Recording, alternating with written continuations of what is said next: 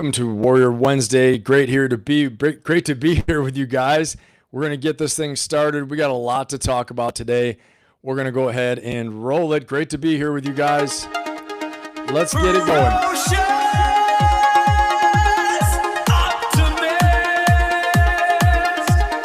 Welcome to the Ferocious Optimist Podcast. The algorithm over here. Put the emoji hands together. Let's fire it up.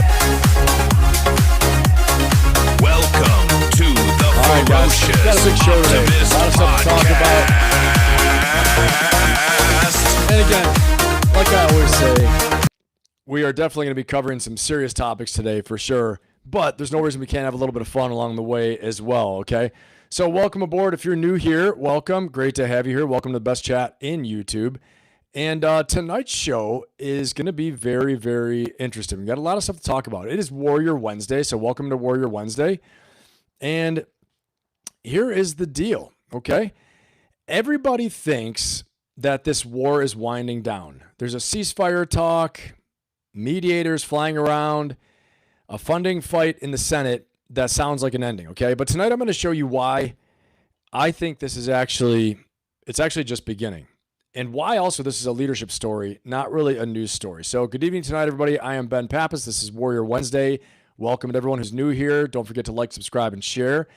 And I'll tell you, here is what we're not going to do tonight. We're not going to argue about politics, okay? I'm not going to tell you who to vote for. I'm not here to get you angry and get you all fired up and crazy, okay? What we are going to do, we are going to think like strategists. I'm going to show you how to think like a strategist. You're going to exercise that strategic mind that all of you have, okay? Because whether you support the current administration or you disagree, all right, the leadership decisions will get judged the same way, same framework, same questions every single time, okay? And let me tell you what has just basically happened, all right? It is the 11th night of strikes. Today, they just launched the 12th night, okay? CENTCOM announced that. And the war has widened. U.S. strikes hit the west and south of Iran per Iranian state media, and a broader target set than the previous 10 nights. President Trump threatened Pickaxe Mountain by name. We're going to talk all about that later in the show. Stick around for that. Speaking from Washington today, he said the U.S. will be hitting that area pretty soon. There's nothing that Iran can do about it. Also, very, very important escalation. The Houthis in Bab al-Mandeb, okay, the Mandeb Strait in the Red Sea, opened a second choke point. I should say they closed another choke point.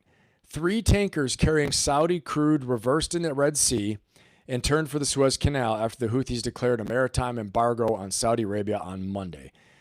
2 choke points are now disputed at once. This is crazy. And of note, the fact that the U.S. said they're going to hit the Pickaxe Mountain site, Iran has responded that it views attacks on their nuclear sites as an expansion of the war and threatened to strike energy infrastructure across the region where the U.S. has interests. So there is a lot happening here, okay? And our roadmap for tonight, okay, let me pull this up on the screen so you guys can see. Here we go. This week we're going to have, let me pull this one up. Here we go. Tonight, U.S. vital interests will be discussed. We're going to show how do we actually come up with these decisions and make strategy, because if you don't have a strategy, it's easy for the enemy to guess your strategy because you don't have one. Sounds a little familiar right now. U.S. vital interests, we're going to talk about how leaders decide, and the great strategic thinkers, Clausewitz, Sun Tzu, Thucydides, we're going to discuss all of them and what they would say about this situation, okay? And then we're going to talk about in the second half of the show, this week's decisions. What are the decisions going on this week? All right.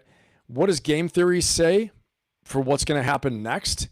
Very, very important, because there are some developments there that we need to talk about. And then also, what's my forecast? What is the forecast for where I think this is going to go? I think you can see from the thumbnail alone what I think. One move left. We're going to talk about what I think that move is. Okay, and we're going to get right into it. So don't forget to like, subscribe, and share. And in the next 2 hours, you're going to walk away with a decision framework you can use in your own business tomorrow morning, in your own life, okay? We are going to cover what America actually protects and why. We're going to talk about how presidents make choices when every option seems to cost them something, and what the greatest strategic thinkers in history would say about this moment. I talked to you about that. Clausewitz, Thucydides, Sun Tzu, Little Heart, different names out there, okay? And then what broke in the last 24 hours? Stick around for that. We're going to talk about that later, what the latest updates are. And we're also going to talk about later what the game theory behind why both sides keep escalating. Why do they do that? What do they have to gain? We're going to talk about it, okay? And I'm going to give you, again, my honest probability, my honest forecast for how this is going to end. If you've ever had to make a hard call with bad information and no good options, this show is for you, okay? Some of the rules for tonight. I will tell you when something is fact and when it is just a projection and just an idea, all right? I will also tell you when I'm not sure. And also, if you disagree with me, you can put it in the chat. I read the chat. I'll get in there. We will talk about it, all right? Again, welcome to the best damn chat in YouTube. I'm going to celebrate you guys real quick like we always do. Everybody put your hands together, emoji hands together for the best chat in YouTube. Big round of applause. Great to be here, guys. All right. And we are going to put our hands together also for all of our channel members out there. I appreciate your support. Absolutely awesome. Big round of applause for our channel members. Fire it up. Guys, let YouTube know we're here. Let them know we're here. We want to make sure that they know we are here and trigger that algorithm to spread the good word and get things going.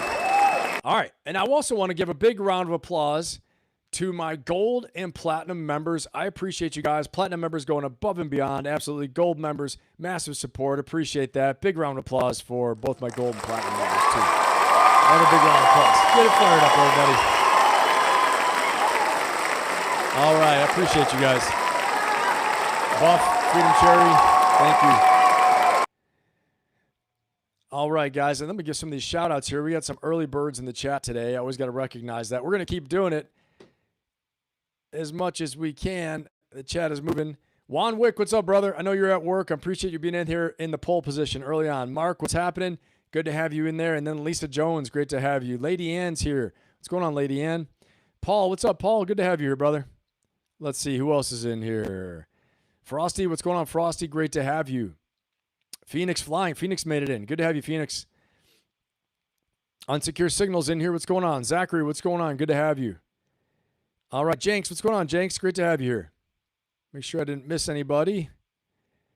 Okay, and go ahead and vote in our poll. If you guys haven't voted in the poll yet, vote in the poll. Again, what is most important for the U.S. in terms of its interests? Okay, number one, first option, protect American people and the homeland. Second option, protect American prosperity. Okay, American prosperity economically. The third option, world peace through U.S. strength. And the fourth option, advance American interests. Okay, we got some different votes along there. That's great. Vote if you haven't voted in the poll yet, and we will discuss these. And like I always say, as we get going on the live stream, if you learn things along the way, that's the whole point. Maybe your thoughts got stronger about it, and you said, yeah, I voted the way I really think it should go. Or maybe your mind changed a little bit, and you think something else. That's the cool thing about this, all right? All right, guys, let's go ahead, ladies and gentlemen. Let's rock and roll, and let's go ahead and get right into this, okay?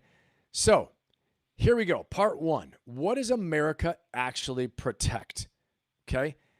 Before a country goes to war, I'm going to ask you guys a simple question because it asks a simple question. What are we actually trying to protect? We have to ask this question. If we don't, we're in trouble. Now, most people never ask it. A good strategist, a good administration, a good staff on a high-level command will ask this question. What are we doing? Why are we doing it? Also known as, what do you want?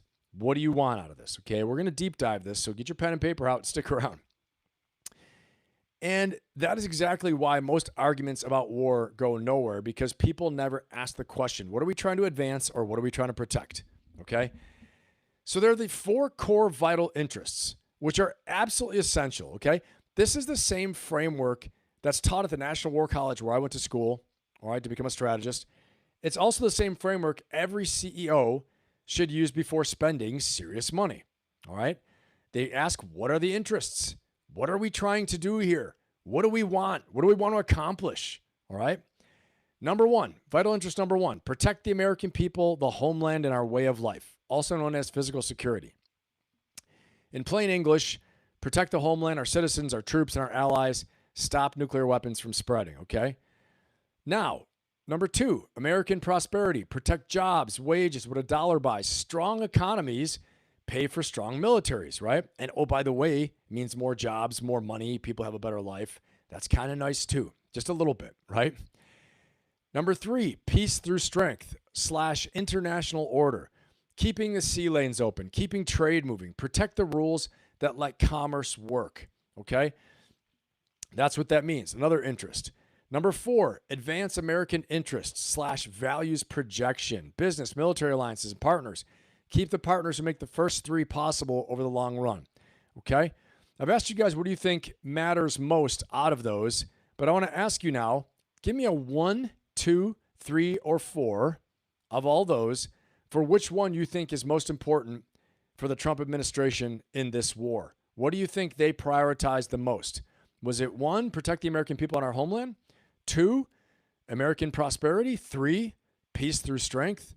4, advance American interests? Which one? Put a 1, 2, or 3, or 4 in the chat. I want to see where you guys think. What you guys think about that? I'm going to pull up the national security strategy right now so we can all take a look at this because I think it's important. Let me see here. And we're going to take a look at what are the actual stated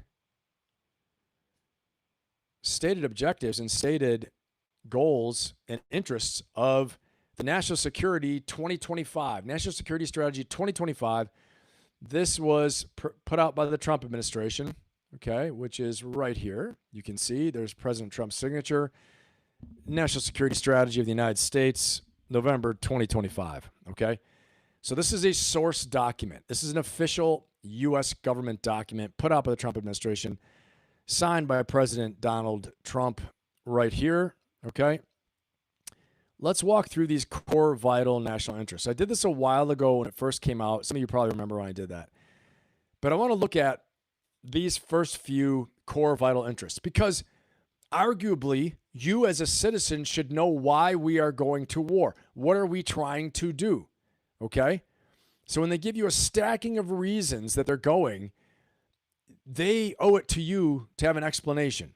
Okay? It is we the people. They work for us. We voted for them. Doesn't always feel that way. I know. But check this out, okay? What should the United States want?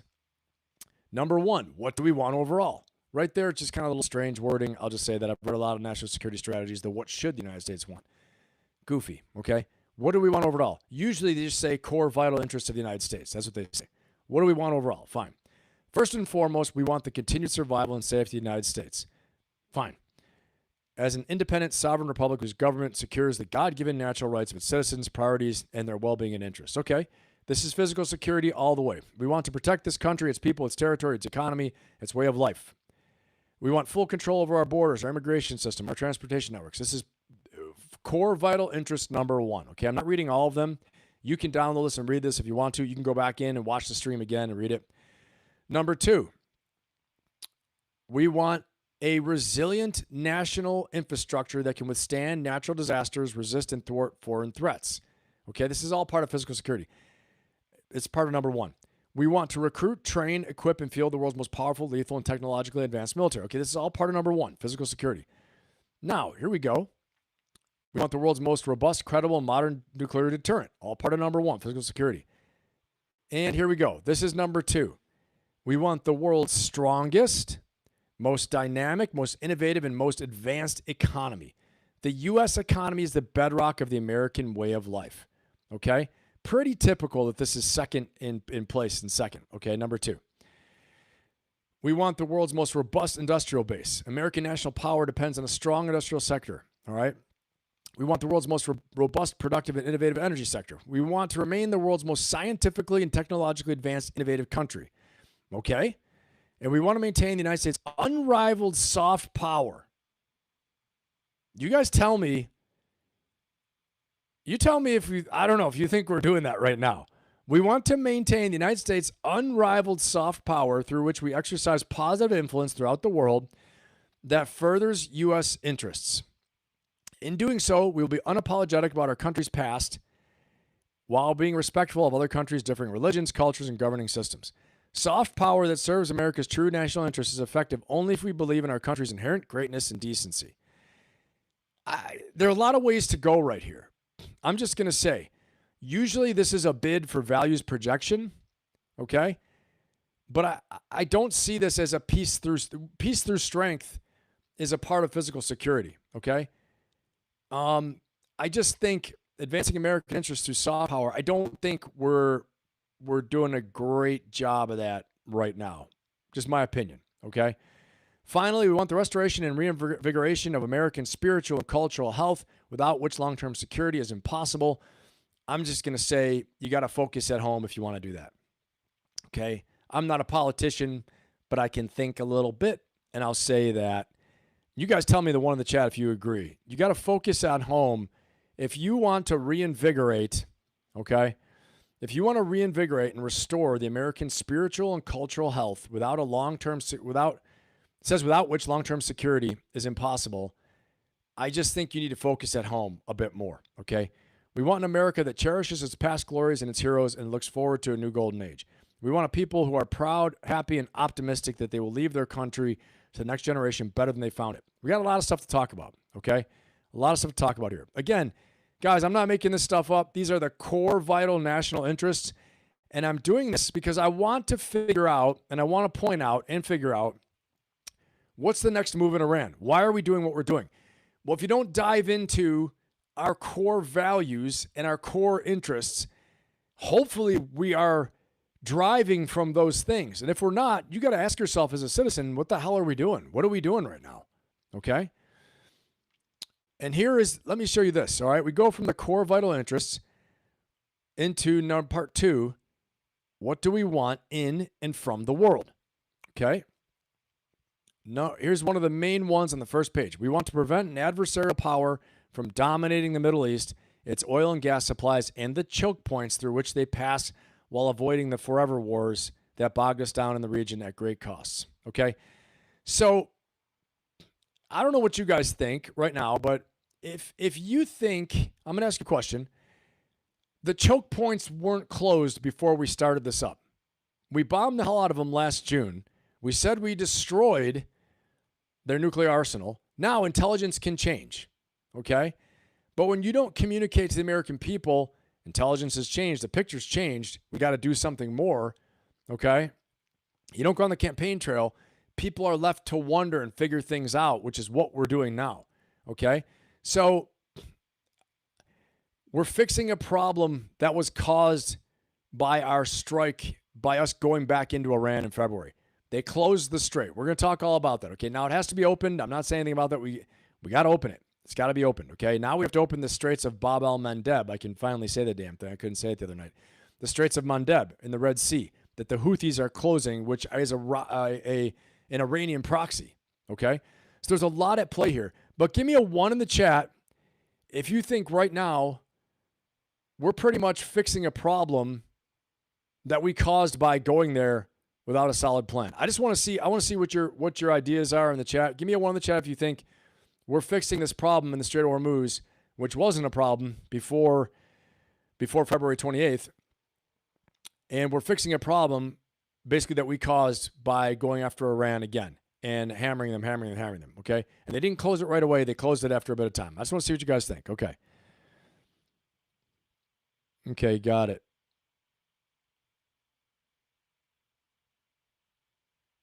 Let me see. Lady Ann says yes. Lady Ann says, I agree. Okay. Got you. Are you into it? Says, are you into it? Now I read it. U.S. acting like a little B, smaller country. Okay. It's very bad. The fact they even had to vote on is wrong. Ruby 1, Lisa 1, trying to fix. Frosty 0. Okay, Frosty. Mark retired 1. Mark, Rube. Okay. Hey, Ruby, what's going on? Good to see you. You actually didn't get to say what's up. John says 1. All right, what's up, John? Seems like what the American people want and what the government does is very different interests. Yeah. Creating the problem. Are you in it? Are you into it? Yep. Okay. So, and again, guys, no administration's perfect. No one's perfect. I'm not here to stir the pot. I'm not here. This isn't a political channel. I'm not here to get you fired up, tell you to vote for. You vote for who you want. I'm looking at strategy, decision making that we can apply to our lives, our business, our careers as leaders when we have our own decisions and teams we have to make. Okay. So again, obviously they thought the cost was worth it. The Trump administration did to go after them again. But now we're dealing with a problem that didn't exist. And here's why I'm bringing it up. Wright stated in these core vital interests in the national security strategy, I just read it to you. It says, we want to prevent an adversarial power from dominating the Middle East. Okay. It's oil and gas supplies. Okay. They don't really dominate it. And the choke points through which they pass while avoiding the forever wars. And the choke points through which they pass. Okay. Wasn't a problem before. It didn't seem to me. Now it's a problem. Now we got to fix the problem that has been caused by us going after something in a way that triggered it to close. All right. Stay with me. Okay. So here is the key idea. Vital interests are the things you spend blood and money on. Everything else is pretty much a preference. Okay. Most leaders fail because they treat a preference like a vital interest. Most people in life, they major in minor things. They don't focus on the main thing. They don't focus on the main page. They're in the margins all the time, not focusing on the most important priorities, which to me seems like a bit of the case here. Okay. There's no smoking gun. They didn't say, we found the nuclear weapons. We found it. We got them all. We're ready. We got to take them out. They didn't do a good job of communicating. Okay. So they treat a preference like a vital interest, then they cannot pay for it. This is what most leaders do. They run out of money, or they run out of patience, or they run out of political support. This can happen in business too, and they have to quit halfway. Well, there's no quitting halfway with what we're in right now, okay? Remember this. Every decision protects one interest while putting another at risk. You got to remember this. You can't have everything be a priority. There can only be one priority, number one. And then you can have a cascade that you give it a ranking. Number one, number two, number three. When I read that to you guys, did you notice how soft power came up pretty quickly? I don't understand how that became the big thing, soft power.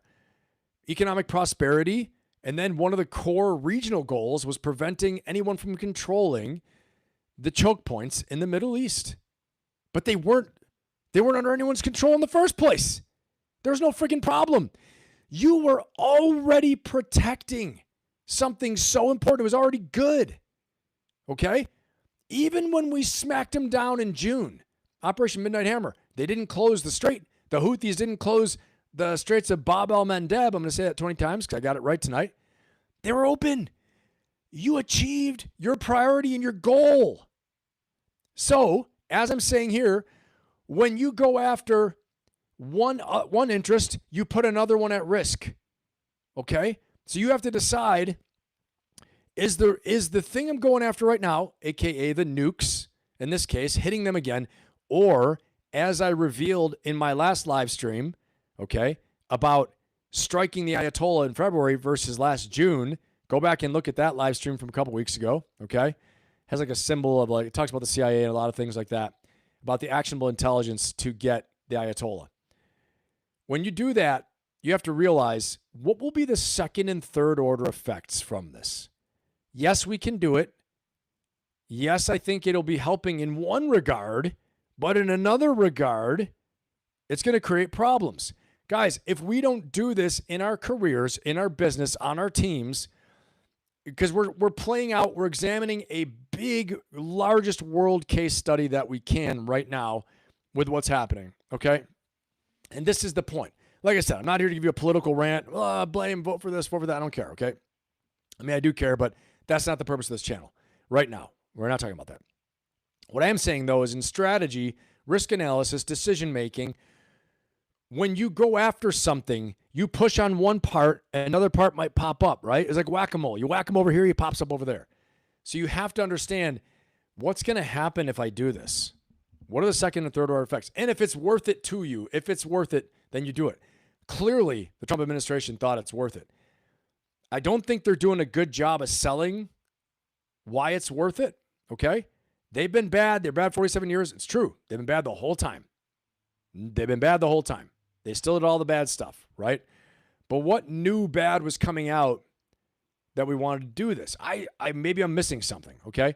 But give me a 1 in the chat if you're still a little bit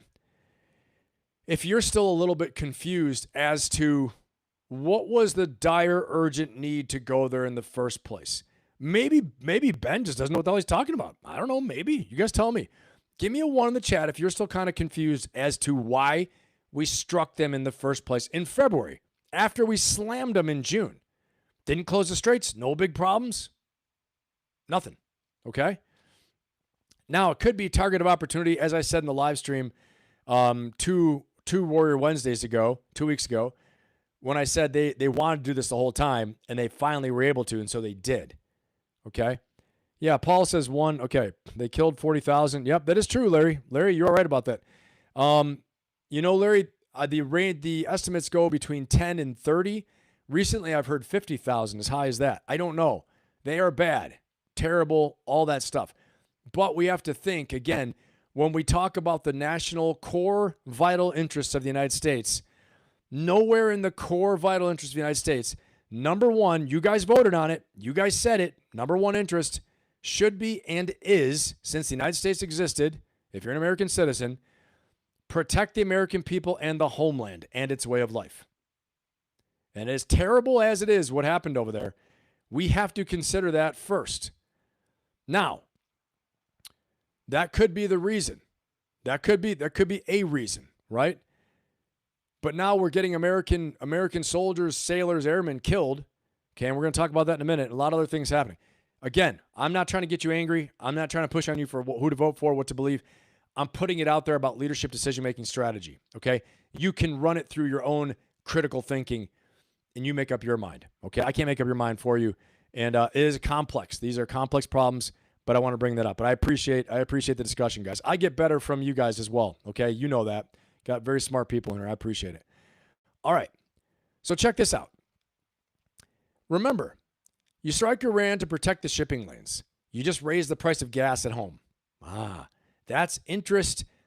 That's interest helping. That's helping. You're trying to deal with one interest, hurting the other one, right? That's interest 3 helping and interest 2 hurting, right? You're helping interest 3, but you're hurting interest 2. You're causing economic prosperity to go down while you're making America be strong, peace through strength.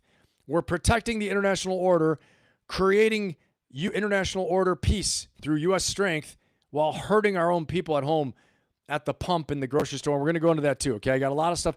Stick around. There's a lot more to come, okay? And I'm going to put this up on the screen so you guys know what the game plan is for tonight. And if you're new here, welcome aboard. Don't forget to like, subscribe, and share. Great to have you. Okay, and this is what we're looking at. Tonight, we're going to talk about the U.S. vital interests. We're talking about that right now. We're talking about the U.S. national security strategy, the actual document, how we make decisions, what our decisions will be based upon, okay, as an administration, the Trump administration. We're going to talk about how leaders make decisions as well, and then we're going to talk about the great strategic thinkers. What would they say about this? What would Thucydides say? What would Sun Tzu say? What would von Clausewitz say, okay? And then we're going to talk about what this week's decisions are. We're going to discuss game theory as well, what game theory is predicting coming out over the next few weeks for the war. And finally, I'm going to give you my forecast, what the forecast is. This might have the makings of a Benathon. I'm not going to lie to you because there's a lot to cover here tonight. So, guys, stick with me. Make sure you have something to drink. And let's rock and roll. Don't forget to like, subscribe, and share. Share this with somebody if you think they're going to get something out of it. We are going to break this sucker down tonight and really get into it, all right? And all learn together. So, on the other side of it, what if you pull back to protect the economy? You just told every bad guy, every adversary on earth, that pressure works on America. Pressure them and they'll back down. If we pulled out of there right now and just like, okay, we're going to protect the elections. No, thank you. They will challenge us everywhere. And like I said before, if they begin challenging us everywhere, they behave like bullies. We have to once more, through force, through blood and treasure, establish how strong we are and make them not forget it. Guys, it's a delicate game. Think of the psychology, how bullies work, or how human psychology is. If someone thinks they can take advantage of you and they can push you around, will they do it? Will they do it?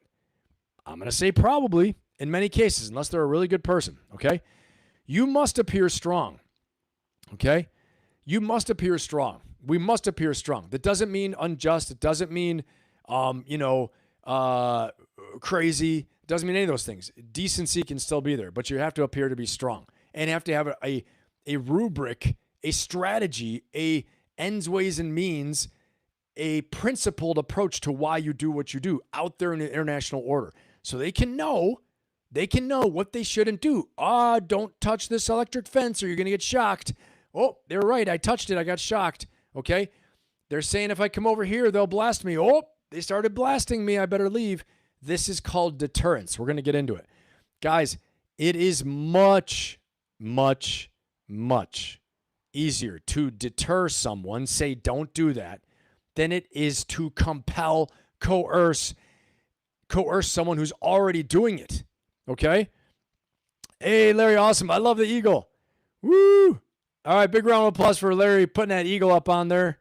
That was awesome, man. I love seeing that thing flying. Put your emoji hands together for Larry with the eagle. I appreciate you. Big round of applause. That eagle is very cool, man. I like that. Thank you, Larry. Appreciate it. All right, everybody. So it's just crazy, but we have to appear strong. We have to. And if we don't, we're going to be in trouble, okay? In a lot of ways. There's no clean option. There never is, and that's what makes leadership in this so hard, okay? This is what makes this whole thing leadership instead of management, all right? In my opinion. So I want you to hear also what Secretary of State Rubio, what he said in Manila this morning. He said, think about this now, okay? I kid you not. He said if we let one country decide it controls an international waterway, that sets a precedent. And he pointed straight at Southeast Asia and the South China Sea, okay? He said this very wisely, very smartly, because it's true. You don't think China's listening? You don't think China's like, are they strong enough to defend the Strait of Hormuz? Are they strong enough to protect the world global economic order? As if they're not, we're going to step in. Guys, I'm going to talk about Thucydides later, but I'm going to throw this little quote up here right now because I got a lot of stuff to cover. But we're going to come back to this. I want you guys to see this. Take a look at this one right now. Okay. Because I think it's very interesting. Check this out. This is from the Peloponnesian War with Thucydides. And this is called the Melian Dialogue. We're going to get into it later. Okay, the strongest motives for why a state goes to war are fear, honor, and interest. And here's a quote from Thucydides. As the world goes, it's only in question. Okay, as the world goes, is only in question between equals in power. Okay, while the strong do what they can, and the weak suffer what they must. What he's saying is that only if you're an equal in power do you decide the way the world goes and what morality is and how things should be decided. Only equals in power. All right, he wrote this 2,400 years ago. Otherwise, the strong do what they can and the weak suffer what they must. Very cold, harsh reality, and people don't want to hear that. That's not true. That's no. Oh yeah. Wake up. Oh yeah. Okay. The rules exist because someone's strong enough to make them and enforce them. All right. So make no mistake about that. So let's keep on going here. I want you to think about what it means that what Secretary Rubio was saying. He's arguing that this is not really about Iran. It's about the Melian Dialogue. It's about the strong do what they can, the weak suffer what they must, and that the world goes and the way the world should be decided is only decided among equals in power. 2,400 years ago. I'm not writing this. I'm reading it, making it up. I'm not making it up. I'm telling you guys about it. Okay? It's not really about Iran. It's about whether the rules can hold anywhere anymore. That is the vital interest, number 3, about international peace, international order, okay? Number 3, doing the heavy lifting. And if you forgot what that was, what I read earlier, peace through strength. in the international order, keeping sea lanes open, keeping trade moving, all those things. Absolutely crucial. So this we have to bring this home now. Let's bring this home. If you run a team, you run your family, you run your own life, you run the company, you run Ben Inc., right? I own an army of one. I run an army of one, me. You run a household, whatever. What are your vital interests? What are the most important things to you? Okay? Not your goals, not your wish list. The things you would actually suffer for and sacrifice for. What would you actually sacrifice for? Most executives I coach have never written that list down until I work with them, okay? And they're just running and gunning, just like I am, just like you are. We all doing it, okay? And this is exactly why they say yes to everything. This is why we're saying yes to everything, because nothing is a priority, okay? And then people wonder why they're exhausted. It's the same thing in battle, in business, and strategy. We emptied our magazines. No more missiles. No more Patriots. We're running low on fuel. The economy's not doing well. Oh, blood and treasure. Oh, forgot about that. Okay? So I want to ask you, what is the one thing in your business, in your career, in your life you would defend no matter what it cost? Put it in the chat. Share it in the chat. Tell me, what is the one thing that you would defend, okay, in your business, career, and life that you would defend no matter what the cost? Put that in the chat. Frosty says we are double taxed with tariffs, supposedly returning jobs to America, which I have not seen. Yeah, now with the Iran conflict, fuel has doubled. We are clearly being robbed. Stick around, Frosty. I got a lot more to say about it later, but you're not wrong, my friend. That is for sure. Okay. Mark, Eisenhower warned us of the military-industrial complex. Yes, he did. Yes, he did. We talked about that before on the live before. 100%, Mark. Yep. Okay. Let's see here. So let's talk about now how leaders actually decide, okay? How do they actually decide all these things? Well, I'm going to get into it. I'm going to get into this right now because we're rolling into, drum roll, going into part 2, how leaders actually decide. Every serious strategy runs through 4 questions. Hear me on this.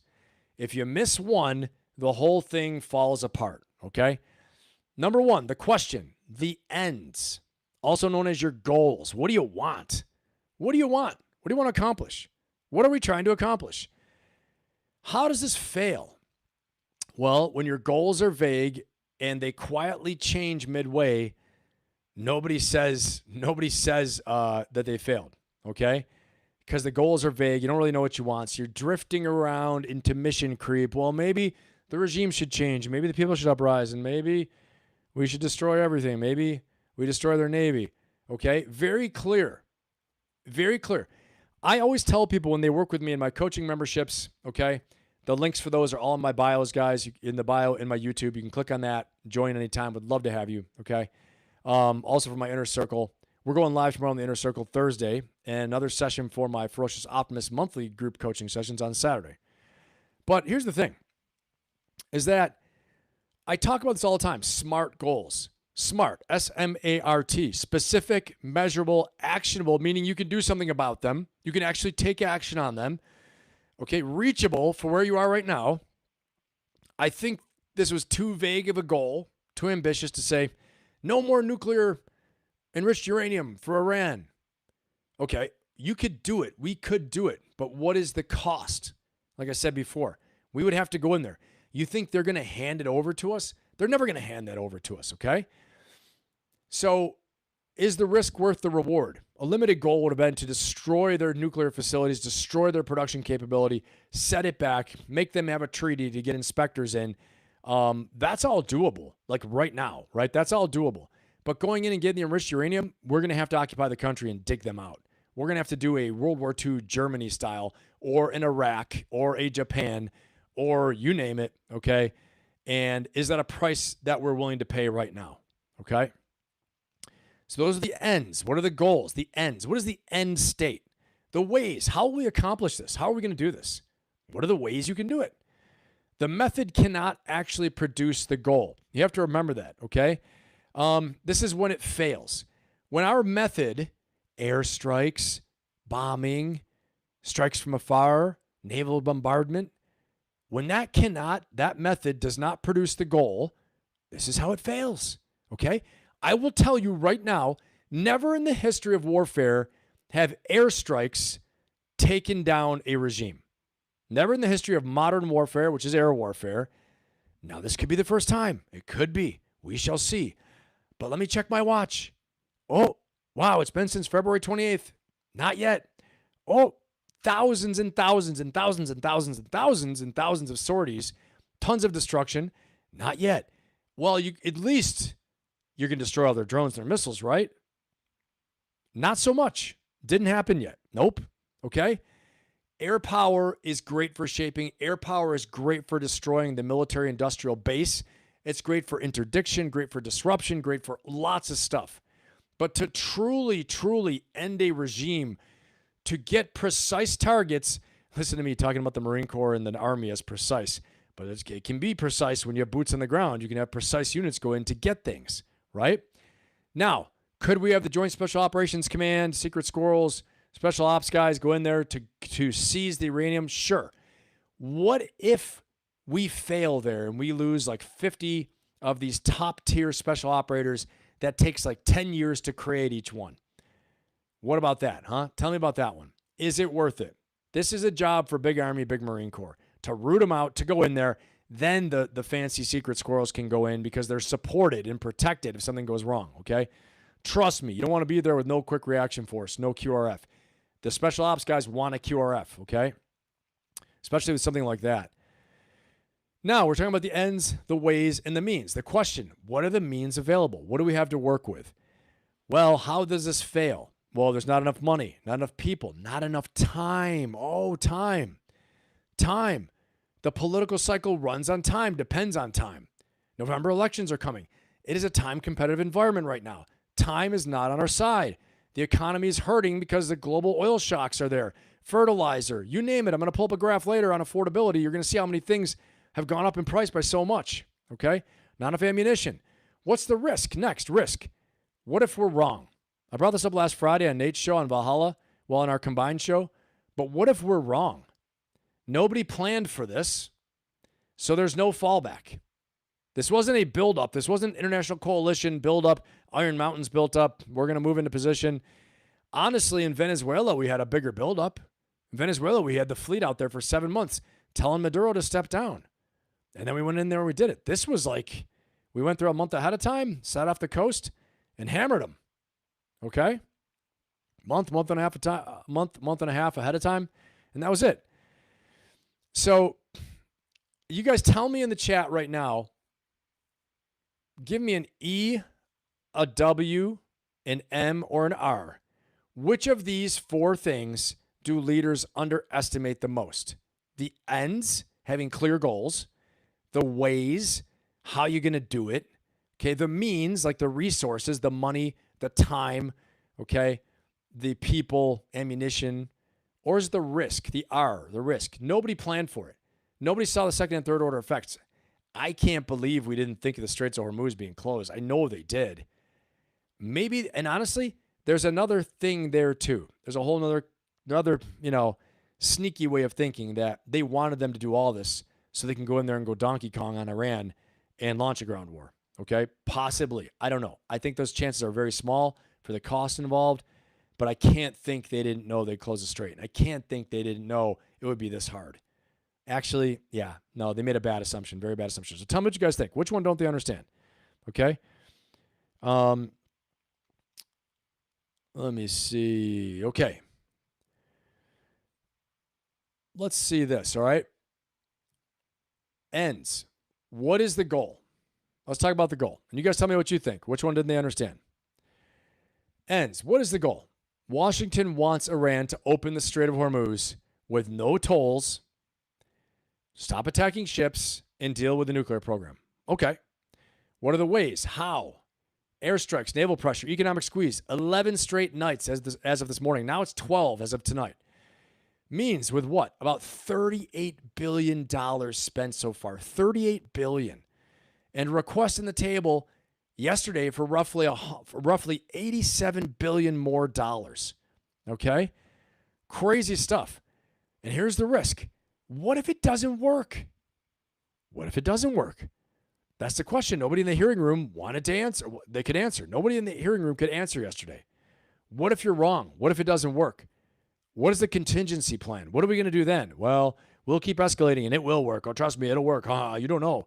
No, we know from history. No, it doesn't. It doesn't work. Like I said, when you show me Elon Musk and his robots, and you show me drone war coming, totally autonomous, controlled from the U.S., but totally autonomous, then I'd be like, all right, well, you got to ace up your sleeve we didn't know about. But so far, no ace up the sleeve has been played, okay? I'm going to tell you the easy button. Yeah, okay. Are you into it? E. Yep, the ends. Mad says the E. John says R. Risks. Yep. Lisa Jones says E. The ends. Lady Ann says ends. Lots of votes for the goals. The goals are off. Right, 100%. John, bold call there on the risks. They didn't understand the risks. Is a good point. Good point. Second and third order effects. Bad assumptions.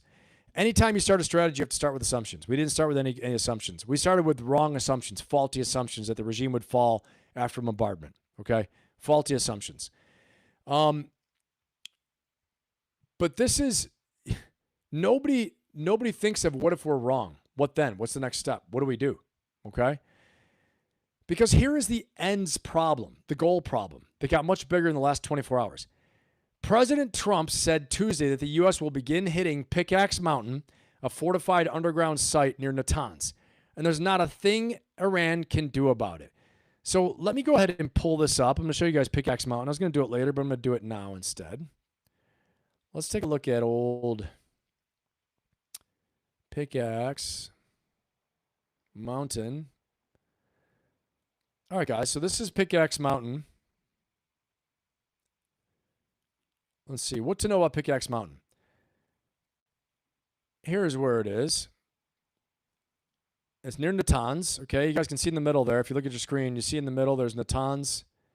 Here's the Strait of Hormuz down here on the bottom of the page. There's Bushehr. We just struck around there. There's Isfahan. Natanz is where Pickaxe Mountain is, okay? So President Trump's talking about Pickaxe Mountain, about striking it. Let's talk about why is it important. All right, it's on the target list. The president, we have eyes on it, and Pickaxe Mountain is a possible target for a nice big fat shot right in through the front door. We're watching Pickaxe Mountain closely. We don't see any activity. We don't see any activity there. Trump finished the interview with a more definitive statement. We're going to take out Pickaxe Mountain. Tell the Iranians to be ready.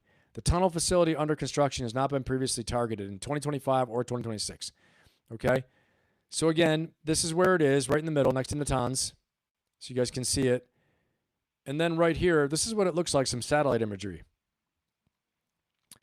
This is satellite imagery of Pickaxe Mountain. You guys can see this here. Okay?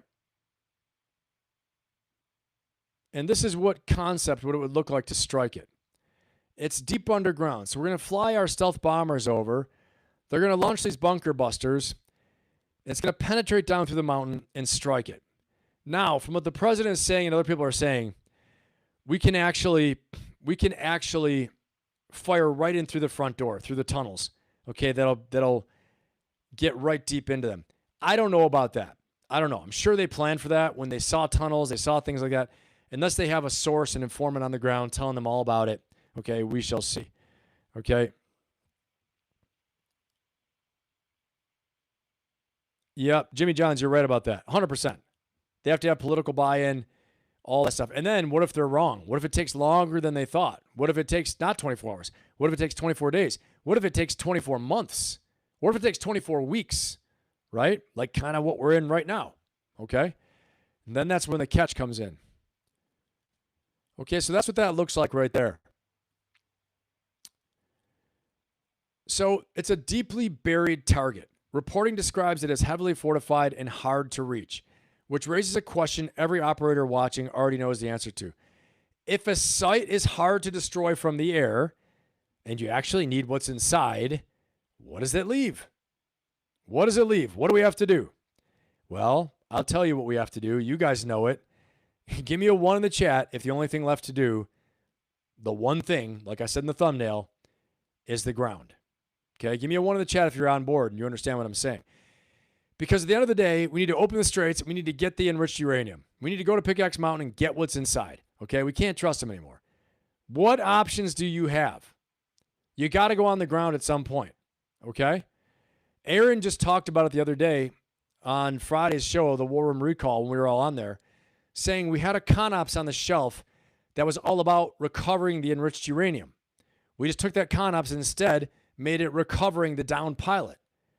Okay? The mission's there. The shell is built. The template's built. Okay? We're not using it yet.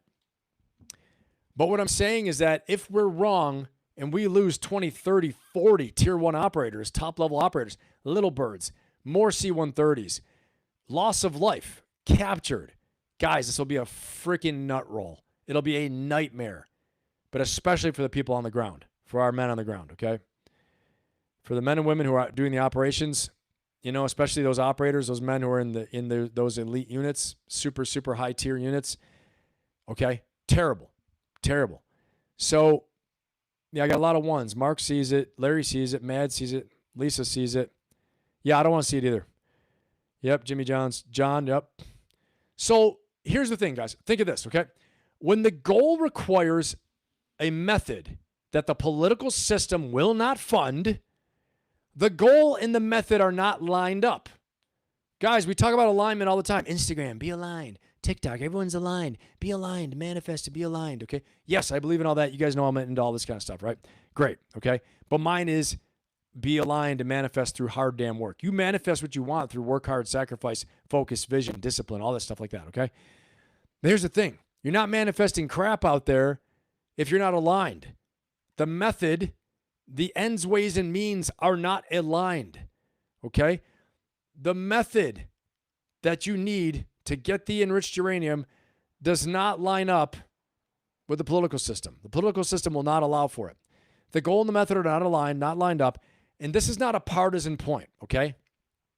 That is a strategic problem, a strategy problem. And it's the single most important thing that I will say tonight. But there's more. Don't go anywhere. I got more to say. It's the most important thing, but I'm going to expand upon it later, okay? So I want you to run your own plans through this. Your ends, your ways, your means, your risk. I will bet you money that if you're stuck right now, okay, the mismatch is between your ways and your means. You have a plan that requires resources or know-how or skills, means that you do not have. And that is not a motivation problem. This is a math problem, right? And no amount of hustle will fix that. Let me correct it. Hustle will fix it, but you're going to have to hustle directly on gaining the means, the skills, the abilities, the certifications, right? The resources, whatever it is.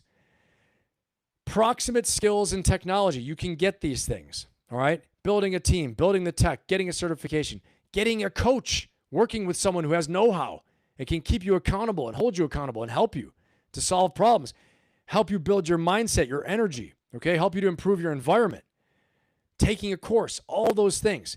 But I do want to say, if there's a mismatch between your ways and your means, right? Your ends, your ways, and your means, they're not aligned, and you have a gap, a deficiency in your means that will supply the ways, right? That will get you to your goals. You need to work on the means. Get the means first. The money, the funding, the skills, the physical fitness required, okay? The network, whatever it is. These are the things you need to work on first. You build that, then you put the pieces together, and you have now weapon systems, means, ways of operating systems that will get you to your goals, okay? Give me a 1 in the chat if you're tracking on that.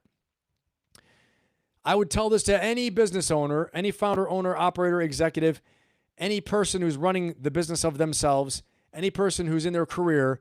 You want to get promoted, you know it's going to take X, Y, and Z. Well, go get X, Y, and Z. Work on it. Do it now, okay? Let me know if you're tracking. All right. Before we do this, we're going to go inside and look at what the greats do in a minute. I'm going to jump in the chat. Make sure I'm not missing anything. We're going to take a look at our poll here. What is most important for the U.S.? Ooh, we got 33 votes. Protect American people and homeland, 67%. American prosperity economically, 15%. World peace through U.S. strength, 3%. That's dropped down a little bit. Advance American interests, 15%. Okay, got it. Still number one, protecting American people and homeland and way of life. Got it. Okay. Awesome. Okay, J. Dean's tracking, John's tracking, Ruby's tracking, Lady Ann's tracking, Lisa Jones tracking, Mad's tracking, Mark's tracking, Lady Ann. Okay, awesome. Yeah, that's right. That's right, J. Dean. That's right. A lot of operators and pilots that would take years to replace. Totally agree with you. Totally agree. Don't forget, everybody, like, subscribe, and share. Helps the channel out. Welcome to the best chat in YouTube. If you're new here, welcome aboard. And guys, today what we're talking about, we're going through U.S. vital interest. We're talking about the strategy. We're talking about what's coming next, okay? What is the one final move we have in Iran? We just talked about it, okay? We just pointed to it. And we're going to go into it even more later, but stick around. So we're going to talk about U.S. vital interest. We covered that. How leaders make decisions. We just covered that. We're right now going to go into the elite strategic thinkers of all time, historical greatest strategy strategic thinkers. We're going to talk about what would they say about the situation. All right, it's very cool. Stick around. One of my favorite parts of this show today. And then we're going to go into what are the decisions for this week that need to happen. And we're going to talk about game theory. What does game theory say about the probabilities for what is going to happen next? Okay. And then we're going to talk about the forecast. What's actually probably going to happen. All right. I'm going to give you my forecast and give you some of the leading forecasts out there as well too. All right. Suffice it to say, I don't think the news is good. Okay. I'll just say that. I hate to say it, but I'm going to say it. Okay. Just telling it like it is. So if you guys are ready to rock and roll, give me a fire symbol. Give me a fire symbol in there. And we are going to crank up a little bit of tunes to know we are transitioning to the next. Took your cheap shots and your poison lies. Saw the dead reflection in your eyes. But this rust-belt heart ain't built to break for every promise that you faked. I'm the ghost you tried to erase, rising up to take my rightful place. Put my fire symbol in. All right, we're rock and roll. All right, guys, ready to rock and roll? Let's go ahead and do this. We're getting into our next part here. Wake everybody back up. Make sure we're ready to rock and roll. We wake up the algorithm, and everyone knows. That's my alert to you to let you know we're going into the next topic, okay? So you know when you hear that, get focused back on again, and we're going to get this thing going. Awesome. All right, guys, here we go. And the next section, we are talking about part 3. What the greats would say. So we're going to bring in the people who thought about this harder than anyone else in history, okay? 5 thinkers, each one brings up a great question that you can use in your own life as well too, okay? Absolutely fantastic. I find it fascinating. So check this out. Number 1, we're going to talk about Karl von Clausewitz, okay? Give me a 1 in the chat if you know who this is. Give me a 1 in the chat if you know who Karl von Clausewitz is, and if you don't, you're going to find out really fast here. Let me just pull up a picture of him if I've got one. Here we go. So this is Karl von Clausewitz, okay? He served during the Napoleonic Wars, was an officer, Prussian officer, okay? And he wrote all kinds of theories on war. 6 lessons for the modern strategist is what we're going to talk about right now, okay? Karl von Clausewitz, he wrote 2 centuries ago a guide to military strategy. Okay. And so some of the things here, I'm going to read a few of these for you because this will really be a good primer in what we're going to talk about. To excel at strategy, we must first understand what it is. That's why we're talking about this. Okay. And I hate to say it, but I don't think many people out there, I'm just going to say it. A lot of people in places where they're making strategy that, haven't been studying strategy for a long time, okay? The talent of the strategist is to identify the decisive point and to concentrate everything on it, removing forces from secondary fronts and ignoring lesser objectives. Focus on the main thing. In other words, what he's saying is keep the main thing, all right? That's what he's saying in a nutshell. Keep the main thing, the main damn thing. And that's not what we're doing. Remember I told you earlier, it seems like we're going after lesser objectives when we already had the straits secure. The straits were open, no problems.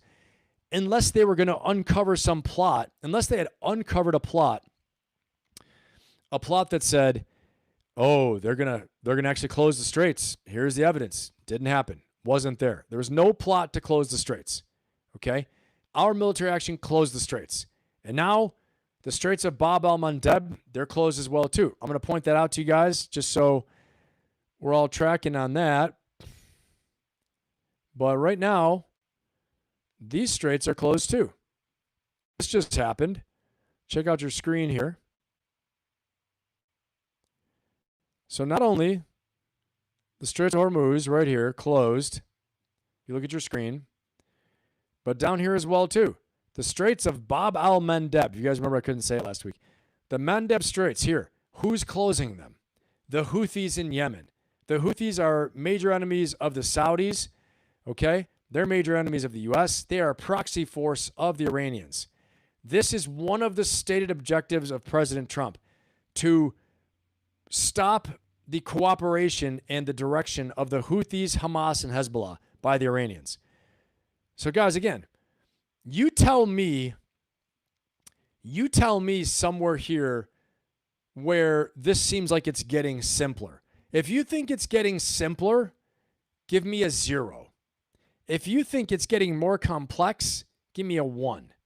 If you think it's getting simpler, the situation, give me a 0. If you think it's getting more complex, give me a 1. I want to see what you guys think, because from my opinion, right now, I'll give you a chance to respond. I think it's getting more complex. The Houthis never played their hand yet. Now they're in. Now they've closed this strait right here, Bab el-Mandeb, okay? And I'll put it front and center so we're not confused. Right there. All right, they closed it. Look at all the Saudi ships. You can see the Saudi ships here. All oil tankers waiting. They can't go through. The Saudi oil tankers cannot go through. They have to turn back around, and now what do they have to do? I see you, Ruby. And now they have to go here. All right? They have to go all the way around. Look at this. All the way around the Horn of Africa. Okay, South Africa. Or change their shipment to the United States. One or the other. We can go here into Houston, which I don't know. Houston, I think, takes heavy crude oil. I don't think it takes the light crude coming out of Saudi Arabia. I could be wrong about all that. You guys tell me in the chat what you know. We got smarter people on that than me. Okay, so that's how things are going right now. Okay, and Clausewitz talked about this. I'm going to go back to my Clausewitz here. So first of all, we have to understand strategy. Okay, number 2, strategy and planning are not the same thing. Tactics are the use of armed forces in a particular battle, while strategy is the doctrine of the use of individual battles for the purposes of a larger war. Okay, we're not just talking about little gunfights here and there, exchanging missiles, airstrikes. He's talking about proper battles. Okay, in those days of Napoleon, they would attack a major city. They would attack the capital, cause them to capitulate. Napoleon would march on Paris, or not Paris. Napoleon would march on, capital of X country, okay, whatever, and and try to make the country fall by making the main city fall, okay, their capital city fall. He would defeat their army, march on the capital, okay. These are battles, right? Now this whole thing we're in now is a battle, but you use the battles and the purposes of the war, the larger war. Again, though, we're chasing our tail a little bit because we had our strategic objectives met. The straits were open. A stated objective in the national security strategy of 2025. Okay? It was stated, keep the choke points open. Let nobody control the choke points. Well, Iran felt badass, but never tried to close them. They were afraid of what would happen. Again, the difference between deterrence, okay, and compellence. When you deter, you say, don't do it. And they're afraid of what happens if you do.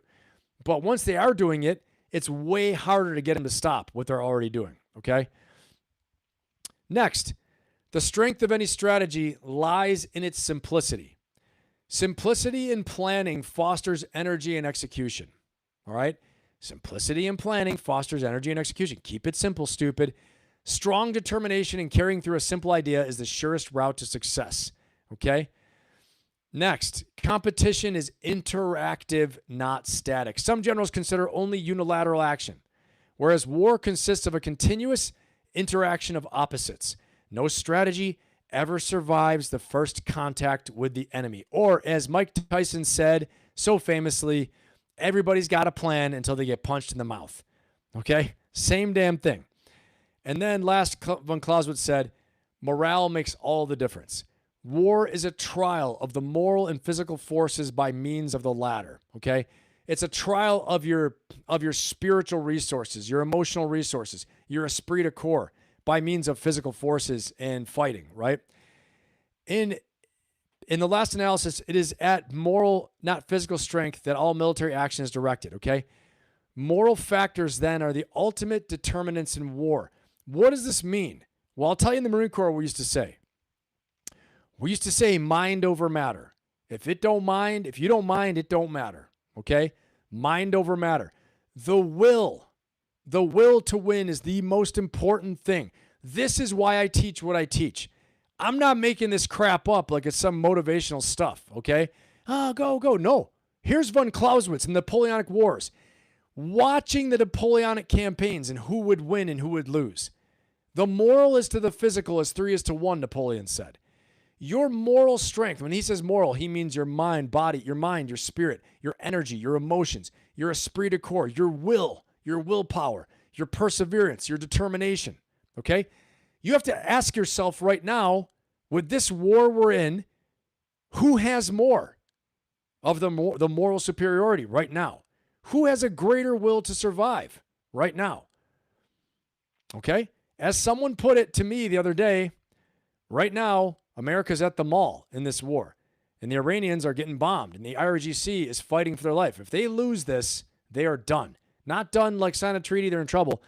Eventually, they'll be overthrown and hung in the streets and killed and murdered, okay? So again, as Napoleon said and von Clausewitz said, the moral is to the physical as 3 is to 1, meaning your willpower, your energy, your esprit de corps, your determination, okay? Your will to fight, your will to win, okay? The will, it is in the indomitable fighting spirit, the will that determines all things, okay? So this is also a little bit of a motivation time too, but I'm telling you it's something they knew all the way back then too, all right?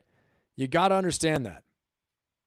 And the last one from von Clausewitz, I'll say, for strategy requires a dynamic process, always being reviewed. We need a philosophy of strategy that contains the seeds of its constant rejuvenation. A way to chart strategy in an unstable environment, okay? Very, very important. So this means this. What does this mean? It means that if you are in a situation where it seems like it's in flux and it's changing, you need to reassess your strategic objectives, your ends, your ways, your means. What is your goal? Is it the right goal? Did you make a bad assumption, like we did, that the Iranian regime would fall after a decapitation strike? Okay? Then what? And we made another assumption. They wouldn't close the Strait of Hormuz, but they did. Or maybe we did assume it secretly and we're like, yes, okay, they close it. Now we can hammer them. Now it's an excuse to take over the country. I don't know. I'm saying crazier things have happened in history where they have a secret plan behind the plan. But no matter what, you need a constant iterative process for strategy making. You can't just be, we made the plan, we're going. But sir, changes. There are things, intelligence has changed. We have changes out there. It's not what we thought. Doesn't matter, we're pushing. You need to take a look and see what the hell's going on. You might be walking right into a trap. The situation has changed. Therefore, you need to change with it, okay? Adapt, improvise, adapt, overcome. You need to adapt. Who's going to win is the one who can adapt faster to the changing situation. Because the enemy gets a vote every single time. This is what von Clausewitz is saying, all right? All right, I'm going to move on here. I'm going to bring this up real quick. This is called the Trinity, Clausewitz's Trinity, okay? He said that warfare is a phenomena consisting of 3 central elements or dominant tendencies. This triad or trinity is a paradoxical relationship composed of these 3 things. Hear me out, and then I'm going to be done with the Clausewitz, okay? We're moving on. Primordial violence, number 1. Guys, this isn't like a fist fight. Primordial violence. Violence for survival, like fight, bite, scratch, nasty, nasty stuff. Primordial violence. Hatred. Primordial violence, hatred, and enmity, okay? Primordial violence, hatred, enmity, chance, and probability. Okay? Chance and probability, luck, has a big part to play in all of this. Why didn't we lose those Delta Force operators in the Venezuela operation? The chief warrant officer shot through the leg, bleeding, should have died, should have crashed the helicopter. He didn't. We got lucky. Okay? Not lucky he was shot, lucky he could still fly, and it didn't hit something else. Chance plays.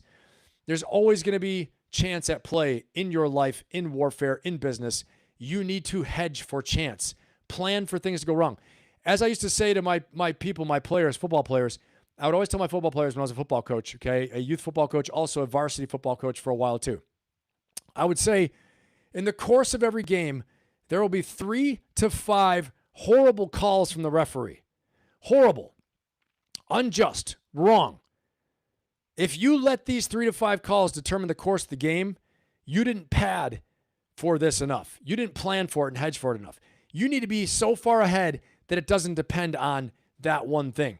You need to have such an advantage and be ready to overcome that call that it doesn't affect you, okay? You got to plan for it. It's going to happen. Chance exists, okay? So just remember that, because war is an extension of policy. It's a rational tendency, but it's propelled at times by primordial violence. Remember this. Yes, war is an extension of policy. We know that. Okay, Ricky, ticky, tick, logical. Once you unleash the dogs of war, all hell breaks loose. Things can happen for different reasons. Primordial violence, hatred, emotions, probability, chance, things that we didn't know could happen will happen. And you're like, holy crap, I didn't know that would happen. I didn't see that coming. It's going to happen. That's why you need to plan for it, okay? You need to plan for it, be ready for it. All right, moving on. Now, Karl von Clausewitz was a Prussian general, like I said. War is politics carried on by other means. I'll give you a few last bullet points from him. His translation is that war is never the point. The political result is the point. What is the political result we seek? And the value of what you want should decide what you're willing to spend. I'll say it again. The value of what you want should decide what you're willing to spend. Is the juice worth the squeeze? Okay? Is what you're going after worth it? Okay? Cost-benefit analysis. So I'll ask this directly. Is keeping one waterway open, because the other one's closed now, Bab el-Mandeb, is it worth $87 billion in American lives? Apparently, yes. Reasonable people land in different places on this, okay? But the question has to be asked out loud. We have to consider it on purpose before we go and spend the lives, the blood, and treasure. Because right now it's closed. I would say we have to open the strait. We have to open it. We can't leave it closed. Okay, it would be great if they negotiated open. Doesn't seem like it's going to happen. But do you see, if you war game these things out ahead of time, which, by the way, CENTCOM has been doing this for like 30 years. Don't ask them. Why would we ask the generals? Why would we ask the senior enlisted advisors? Why would we ask the generals and the commanders who've done this for 30 years? Why would we ask General Mattis, his former Department of War, DOD secretary, and the CENTCOM commander? Why would we ask him his opinion? Because, gosh, that would hurt our ego, wouldn't it? Right? We're not making a decision about what's best. We're making a decision that's political. Okay? He would have told you, look, if you do this, this is going to happen. This is how it's going to play out, how it's played out every time for 30 years. This is what happens. Okay? Before you go in, because you're going to go in, you're going to spend the money, you're going to expend the blood and treasure. You're going to lose lives too. Before you do it, you better talk it through and decide, is this worth it when they do this, when they close it? And when they close, Houthis close the Red Sea over there, you can't fairy dust it away and say, no, they won't do it. No, they're not going to do it. Fairy dust. Okay, that didn't happen. The straits are open. I rolled a 6 on my Dungeons and Dragons dice, and that means it didn't happen. No, stupid. They're going to do it. They're going to do it, dum-dum, and it's going to be bad, and it's going to cost blood and treasure. Are you willing, okay? Are you willing to spend the money when the economy's not good? Are you willing to spend the lives when the trust isn't good? Are you willing to do that? You got to ask yourself these questions, because when you unleash the dogs of war, you better be ready. You better have thought about all these things and hedged for the bad calls. The bad calls like in a football game. Hedge for the poor luck that von Clausewitz talks about. The bad luck's going to be there. Chance is going to take place. We didn't realize they would do this. They did it. We didn't realize they'd hit a desalinization plant this early in UAE and in Qatar, but they're doing it. In Kuwait, We didn't realize they're going to try and invade Kuwait, but they're going to do it. They're saying they're going to do it. I mean, if they try to invade Kuwait, I think it'd be really bad for the Iranians. It'll be like a highway of death. It'll be really bad, but just saying. Okay? You need to name what your objective is worth in battle, in business, and in life before you commit the dollars, the money, the energy, and the resources. Not after. Okay? Everybody does the math after, and they're like, holy crap, I didn't realize. Yep, no kidding. This is how you get sunken costs and how you get the sunken cost trap. Because you're like, well, we already spent $100 billion. We may as well spend another $100 billion to get out of it. All right. Or, well, I already invested $50,000 in this gumball machine business. I may as well invest another $50,000 in it. But you just got crushed. You can still save yourself, right? Sometimes I'm going to tell you the better part of strategy is knowing what you should stop. Okay. You got to consider that as well too. I'm not saying for this case, I think, we cannot let the straits be closed. That's where we're at right now. But again, this is in strategy making, in decision making, and in thinking of how you go about forming strategy, making plans, executing to win in any situation, okay? We are using this as a large-scale case study, all right? Let's talk about Sun Tzu. We're going to get into Sun Tzu real quick here because he is pretty cool. All right. Give me a 1 in the chat if you know Sun Tzu. I'm sure all of you know Sun Tzu, right? Give me a 1 in the chat. 1 in the chat if you know Sun Tzu. Mark says, in chaos, there's profit. Yep, I think you're right about that. Yep, Lady Ann knows. Okay. Sun Tzu, Art of War. We're going to talk about this. I'm going to see here, guys. Sorry, I'm trying to get in this chat here. Okay. Yep, Frosty knows. Paul knows. Sappers knows. Mad knows him. Mark knows. Okay. Sun Tzu warned that no country ever benefited from a long war. Okay. Now, in terms of long wars, are we in a long war right now? No. No, we're not. Okay. It's a short war right now. It's still going on. But I'm just saying, for the purposes of decision-making strategy history, remember, weapons get dull, treasuries run out. We run out of money. Other enemies notice that you're busy, and they start doing things behind the scenes that you can't take care of. Okay? 11 straight nights of bombing, and now 12 straight nights of strikes with no stated end date is exactly the thing that Sun Tzu warned about. Okay? It's not the same length, but we're getting up there. We're getting up there. I'm not going to lie to you. Because at the end of August, it will be 6 months. Think about that. 6 months at war at the end of August.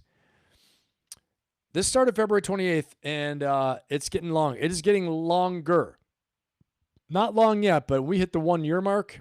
We're getting into a long war. Okay? Every quarter, your temporary project runs past its window. This is an example. Okay? Think about if every quarter, your temporary project, ran past its window. It eats political capital, okay? And you can't get that political capital back. It eats leadership capital. It eats your reputation capital. Your reputation goes down. Temporary things that never end are the most expensive things in any organization. I would dare say these are the most expensive things in your life. If you've got temporary things that keep holding on, you know you've had to cut it free. You know you've had to end it, okay? Whether it was the funding or it was the relationship or it was the team member, the employee, the contract, but you just didn't do it. It's temporary. It keeps holding on, draining you, okay? You've got to end these temporary things that are just draining you, okay? They become very, very expensive. Let's see a little bit more from Sun Tzu here. Got a couple quotes I think you'll like. Check this one out. Victorious warriors. I love this. Victorious warriors win first and then go to war, while defeated warriors go to war first and then seek to win. Sun Tzu. Okay? What does that mean? Well, that means, in Sun Tzu's terms, you know you've won before the war even started because you've located the critical vulnerability. You know you can strike it. You know you can reach a negotiated settlement. You've found that critical weakness that you're going to exploit because you have the right method and the right means and the right ways to achieve that end. Okay, it's all there for you. But if you haven't planned it out ahead of time and war gamed it, and you haven't marshaled the resources, including the political support, the economic support, the troops, the ammunition, allies, okay, partners, then you're stepping in to be one of these warriors that goes to war first and then seeks to win, which I will tell you, I think we're in that situation right now. Okay, that's the situation I think we're in. That's why I put this up here. Now, if you think we're in that situation, that we went to war first and then sought to win, give me a 1 in the chat. And if you thought we're not in that situation and that we are actually the victorious warriors going, that we already won first and then went to war, give me a 0. If you think we did the defeated warrior move and went to war first and then seeking victory, give me a 1. That's what I think. But if you think it's the opposite, give me a 0.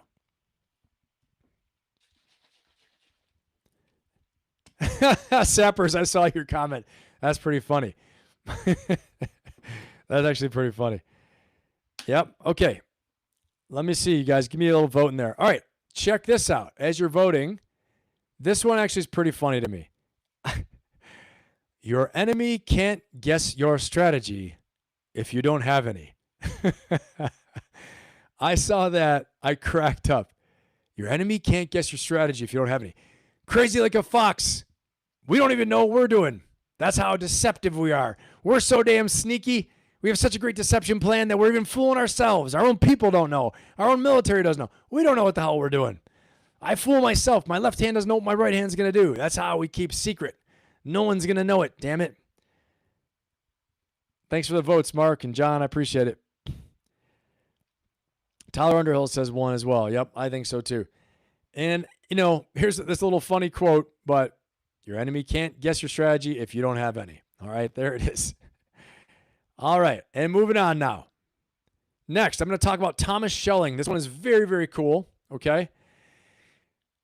Thomas Schelling won a Nobel Prize for studying how pressure actually works. Guys, this is fantastic. Pull out your notebooks on this one, okay? He drew a line between two things people constantly mix up. I talked about them earlier. I'm going to bring them up for real right now, okay? Deterrence. They mess up deterrence and they mess up compellence or coercion. Compellence / coercion. Deterrence means don't do that thing. Don't do it, okay? How hard is it? It's easier, honestly. The other side just has to keep sitting still and not cross the red line, okay? Another term, compellence / coercion. What does it mean? Stop what you're already doing. I need to push you off your X. I need to push you out of your house. Push you off the thing you're doing. Undo it. Fix it. How hard is this? It is much harder, okay? The other side has to visibly back down in front of everybody, all right? And I will tell you, connected to Thucydides, when we say that nations go to war over fear, honor, and interest, this is hitting directly on the honor button. The IRGC will never give up the Straits of Hormuz. You're impacting their honor, which impacts their identity, which is something I teach all the time in my 7 forces of ferocious optimism, in my coaching memberships, in my inner circle, in my one-on-one coaching clients, okay, my one-on-one coaching clients. Your identity is the most powerful force in the human condition, okay, because it makes us stay consistent with the way we see ourselves. And if we come in and force them to do something they're already doing, occupying the strait, dominating the strait, they will fight like hell out of fear, honor, and interest to fight us off and say no. They will never stop, okay? Because why? We let them do it, and now we're telling them to stop. Deterrence is much more powerful. Deterrence has the element of fear. It's scary to think, what are they going to do? I don't know. I don't want to find out. Do you? Even if you're a badass, you're like, well, I could take him. I don't care. Secretly, you're like, I don't know, but I don't want to find out. I don't want to find out, right? FAFO. F around and find out. Well, how bad could that be? You know, example, when you're a kid, do you want me to tell your father about this? Or you want me to tell your mom about it? Oh, hell no. I don't want to get whooped. I don't want to get beaten down. I don't want to get in trouble. Okay? John F. Kennedy said it. The only thing we have to fear is fear itself. Okay? Fear is a great educator. Fear creates deterrence. But now the U.S. has to go about setting the example. You better fear us again, or else you're going to have it happen to you. It happened to Iran. So we have to expend blood and treasure and all this power to make sure people fear us again. They listen to us. When we say, don't do it, Russia. China, don't do it. Get out of the South China Sea. China's like, yeah, whatever. Mafangu, whatever, right? Vafangu, not going to do anything. You can't do anything, right? What are you going to do? Nothing. What are you going to see this all the time in little mafia things? What are you going to do about it? Nothing, huh? You're going to do nothing, right? I think Conor McGregor's famous for saying stuff like that. What are you going to do about it? Nothing. All that, right? So, very hard. Thomas Schelling talked about this. He won a Nobel Prize for it. Right now, America is doing compellence. Stop attacking the ships. Open the strait. Houthis, you bad Houthis. Open those straits again. Too late.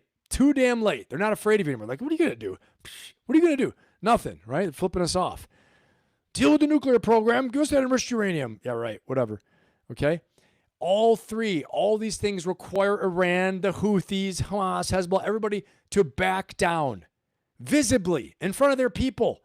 In negotiations, there's something called a process interest. Okay?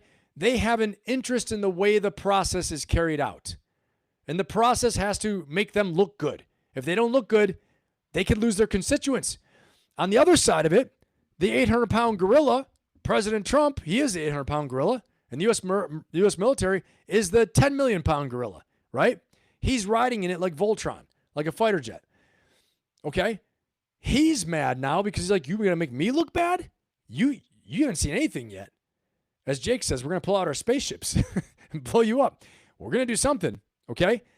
So again, this is how we get into the game of chicken and game theory, which we're going to get into later, okay? So stick around for that, guys. We've got a lot more to talk about.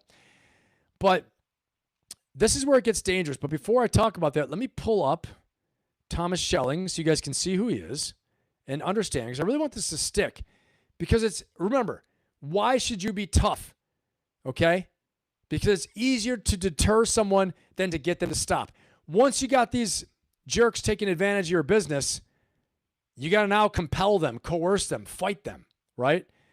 But if you deter them in the beginning saying, look, I'm going to come after you. I'm going to send a shot across the ball with a legal letter, okay? I'm going to send a cease and desist letter from my lawyer right away. Then they know you're starting to play ball. Play hardball early, right? Be tough early. You don't have to then compel someone. Prevent them from doing it. Nuclear deterrence means don't do it, okay? This is Thomas Schelling, Nobel Prize winner. Here he is again, just so you know who he is. All right, and I'll talk a little bit more about what he has to say. Again, this is where it gets dangerous. For pressure to work, two things have to be true. This is for you in battle, in business, in life. You're raising kids. You're leading a team. I don't care. It works psychologically, guys. Okay, this is what I do for a living, right? Leadership and life coach, executive leadership and life coach, executive leadership and strategy coach, okay? I tell you how to deal with teams, elite teams. Sometimes elite people on your team who have options, they might behave in a cocky way that you have to deter them from behaving that way. When you have to compel them, it's harder, more energy, okay? You need to have two things true. Number one, the threat must be believable.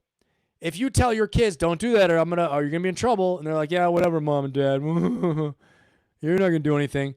And all of a sudden, you carry out the punishment. They're like, I'm never doing that again.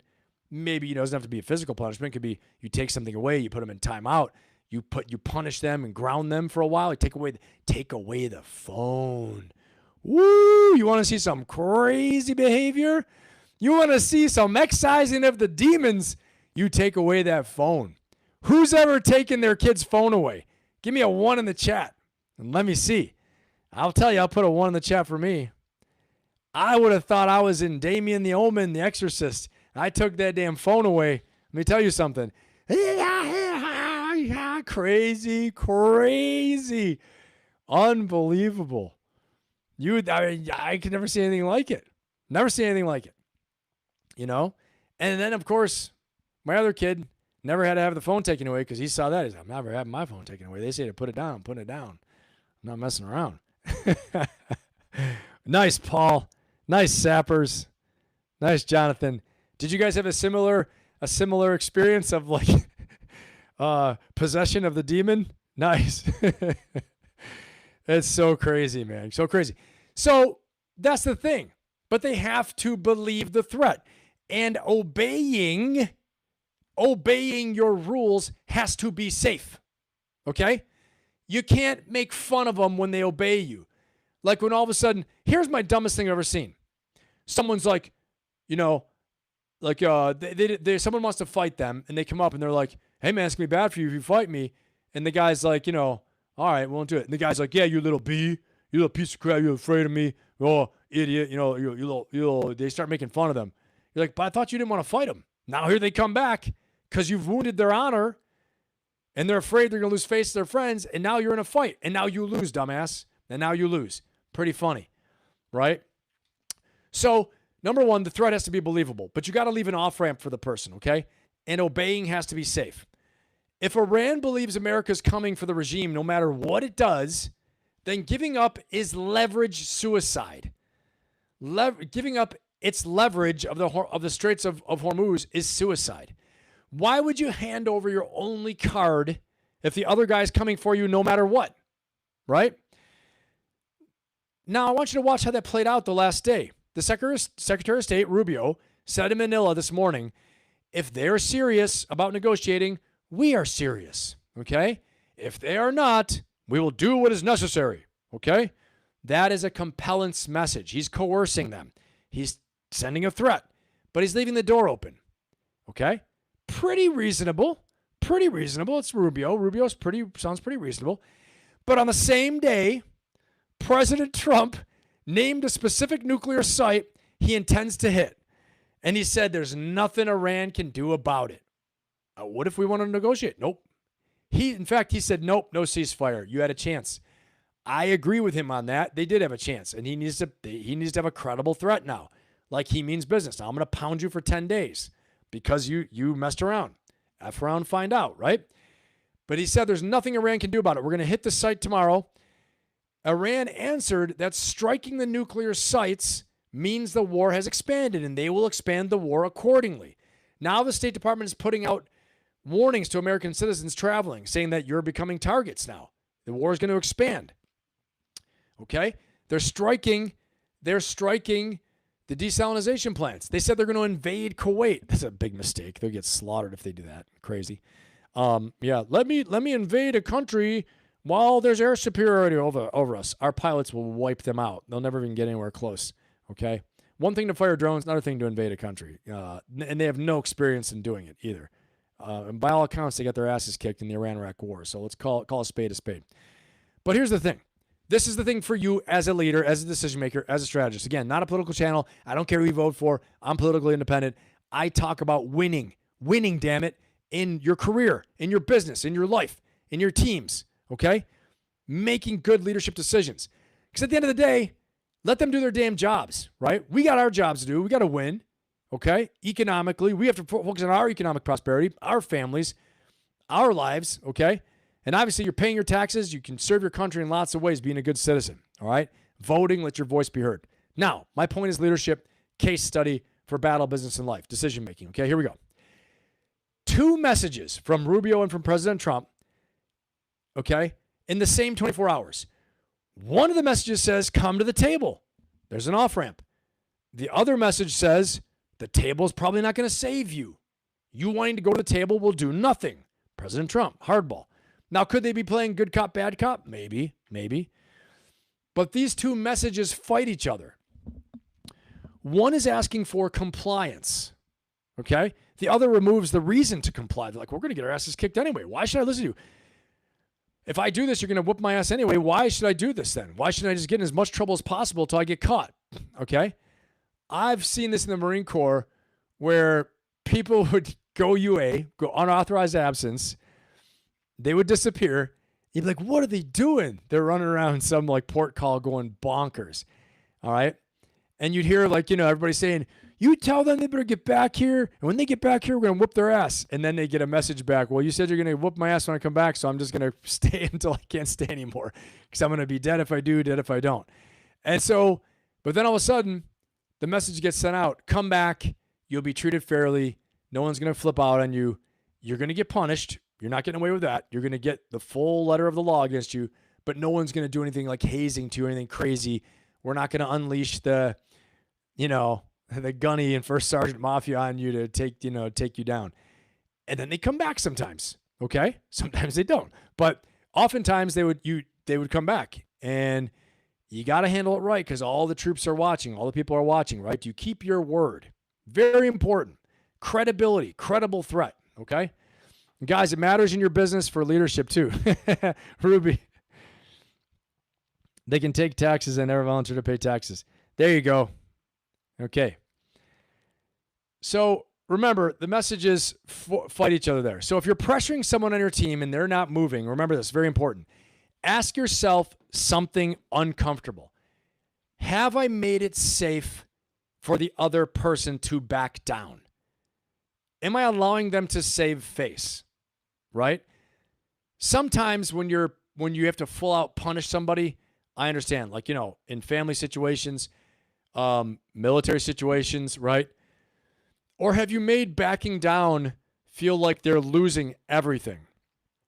One of the reasons Nazi Germany rose up in the first place, not again, was after World War I, okay, the Treaty of Versailles, they took everything from Germany. They were so harsh, they punished them so much. And you have to remember, they didn't just punish the military and the leadership, the government, okay?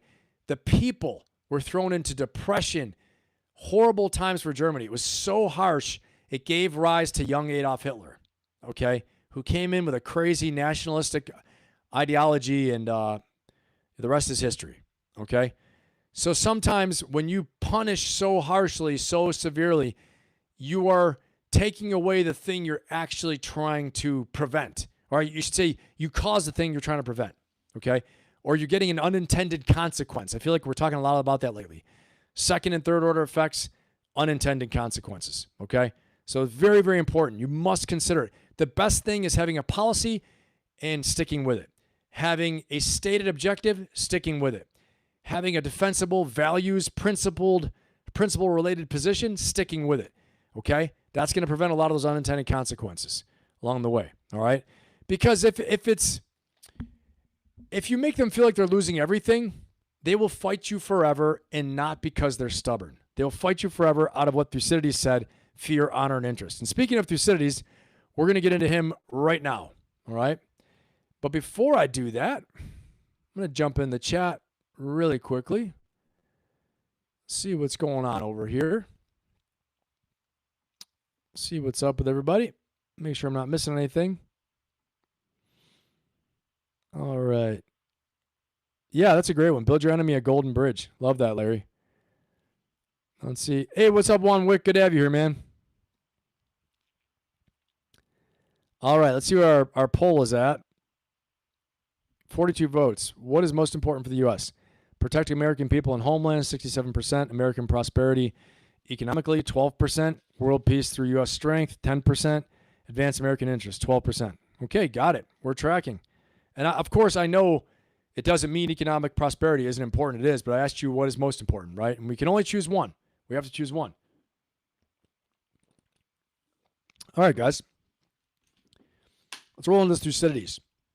Fear, honor, and interest. I love this one. I love this. I'm going to tell you why. Because he's Greek. And so am I. So, but beyond that, I love him for more reasons. Because 2,400 years ago, Thucydides said nations fight for three reasons: fear, honor, and interest. Very important, especially with this Odyssey movie coming out. I recently rewatched the Brad Pitt Achilles movie, Troy. Very good, okay? Interest is the one that everyone assumes. And the fear, honor, and interest. Everyone assumes it's interest, okay? Interest is usually the weakest of the three, according to Thucydides. Believe it or not, all right? And by the way, they still teach Thucydides in all the great strategy colleges, universities, the National War College, Marine Corps War College, Army War College, you name it, King's College in the UK, okay, Sandhurst, all these places, West Point, Naval Academy, okay, they teach it. Okay, so interest is usually the weakest of the three. And listen to the language now coming out of Tehran. An Iranian source said the country has a steely will in exercising sovereignty over the strait. and will never let it become a source of threats against Iran. What is that? That's not an economic argument. Nobody talks about the steely will when they are calculating profit. That is honor. It's honor. It equals, which is a part of identity, their identity, and the impact it has on it, okay? So which one do you guys feel is driving Iran right now? Fear, honor, or interest? What's the number one reason? What's driving Iran? Give me fear, honor, or interest. And which one is driving America? Fear, honor, or interest? Put them both in the chat. Just give me an A, fear, honor, or interest, and then an I, fear, honor, and interest. Or Iran, fear, honor, and interest. Okay, which one?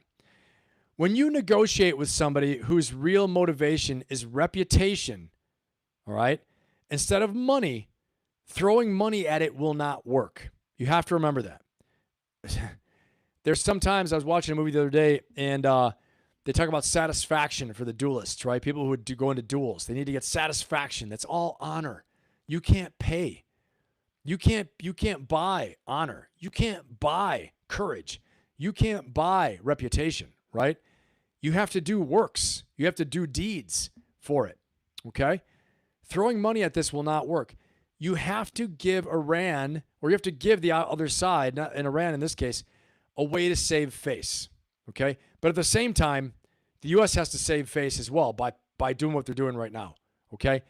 We can't appear weak. We cannot appear weak in the world stage. We can't.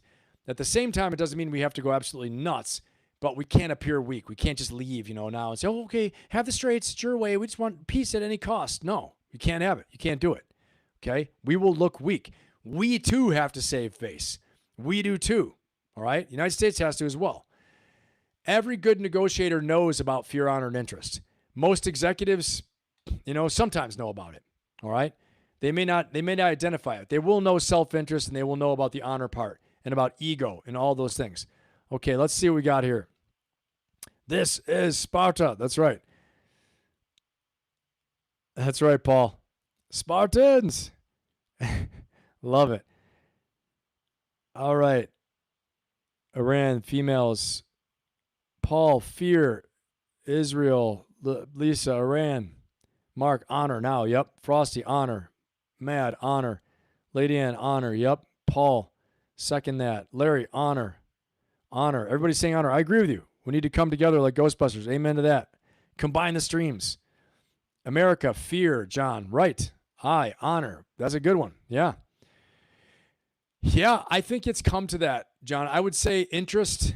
Interest is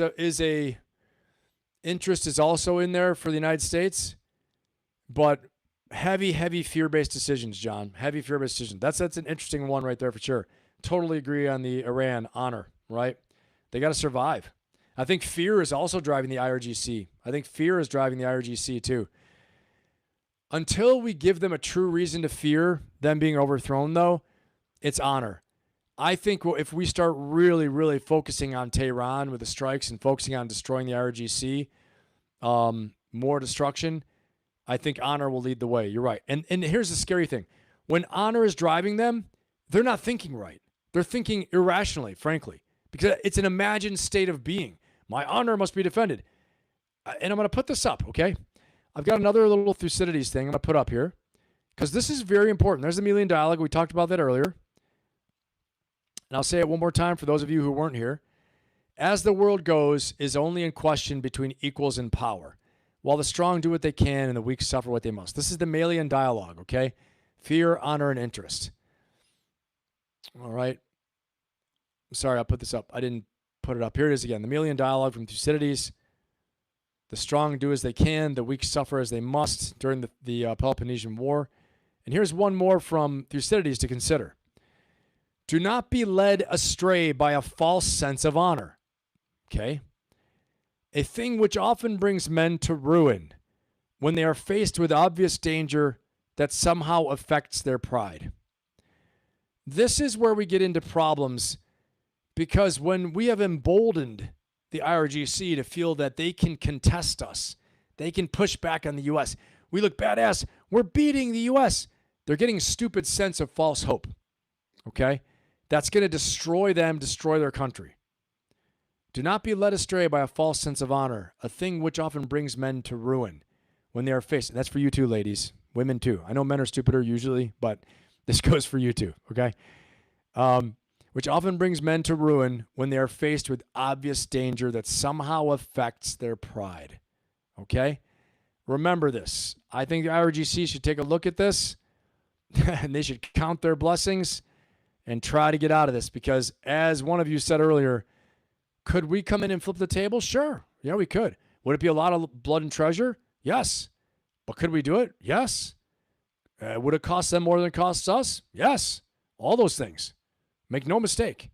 Let's not friggin' forget, okay? But we don't want it to come to that. And we don't want to spend our blood and treasure. We don't want to see our military spent needlessly, okay, in something that is not directly impacting the homeland and the safety and security of the American people. We're trying to bring it up like the weapons of mass destruction in Iraq, trying to bring it up like nuclear weapons, which they did have a nuclear program. It's no kidding. The IAEA actually said that. They were not compliant, okay? So those things are all actually true. But was it an immediate, imminent threat? No. For everything we know, no, it wasn't. Okay, so we need to tie it back to the interests I stated in the very beginning. Why did I state those in the beginning? We need to form our strategy around what our goals are, our end state, our interests. What are the reasons we're doing what we're doing, damn it? That goes for your corporation, for your business, for your team, for your life. Have firmly your vision. What is the priority? And then work it. Work it. Work it every day. If that's the thing you need to do, make it happen. Okay? That's what you need to protect. That's what you need to serve. Those interests. And it goes all the way down to the individual level. That's why I do what I do, guys. Okay? I saw the connection between the large level, strategic level, and the personal tactical level. Okay? And how strategy can be connected for two to make you win. All right? And create great change in your life and build something awesome in your life, in your company, in your business, in your country, in your city, right? All those things. Okay? Yeah, I hear you, Frosty. Yeah, Matt, I think you're right, man. I think you're right about that, about being blinded by honor. That's why I have this up here. So what can we take away for ourselves? Let's not do this ourselves, okay? Be strategic, Be objective. Think of your interests. Think what's important. Definitely live by your values. Live by your code. All those things are very important, okay?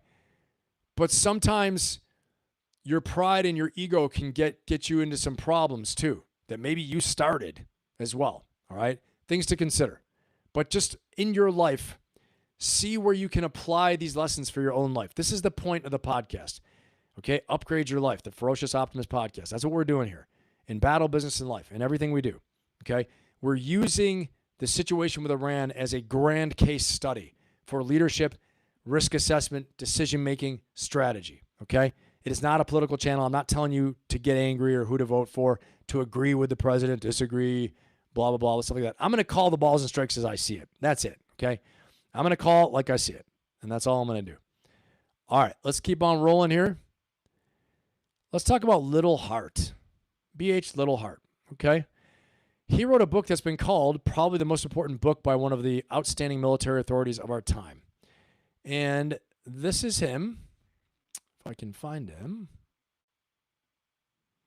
Well, in fact, I can't find him, so you don't need to worry about what he looks like. He looks like this book, okay? He argued that hitting the enemy head-on is usually the most expensive way to win. The better path goes around the strength and hits the weakness. In fact, we call this maneuver warfare. Attack the enemy's weaknesses. Don't attack their strengths. Don't hit them head on. It costs you too much. If you can decouple the system and not just cut the head off a snake, but, instead cut the snake in half all the way around, all right? And hit the weak nodes, logistics, supply areas, things like that, the defense industrial complex and defense industrial base. And there's actually an indirect table there's an indirect idea on the table right now. The mediators have floated a middle corridor through the strait, a lane between the Omani waters and the Iranian waters, where commercial ships could transit safely.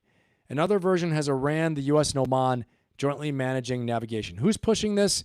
A lot of countries are pushing this right now. Let me see really quickly. Quite a few that are pushing this. Let me see if I talked about some of the things that are new. Yeah, no, okay, so a lot of countries are pushing that, like Turkey, Pakistan, Oman, they're pushing this right now, okay? And so that's a classic indirect approach. It does not ask anyone to surrender. You let them save face. That's what they're doing. Now, we as Americans were like, oh, hell no, they're not going to save face. Now they killed some more of our people. We're going to crush them, right? I understand that, 100%. What I'm saying to you, I'm teaching you other strategies you can use in your situation. Not saying what the president has to use, but it is a situation, a strategy you can use. The middle way that lets people save face, okay? It's a win-win situation. You get yours, they get theirs. Nobody has to come out and being a real loser, okay? Now, in warfare, it's kind of hard right now to use this at this point. Although I will say the Trump administration looked like they had done that.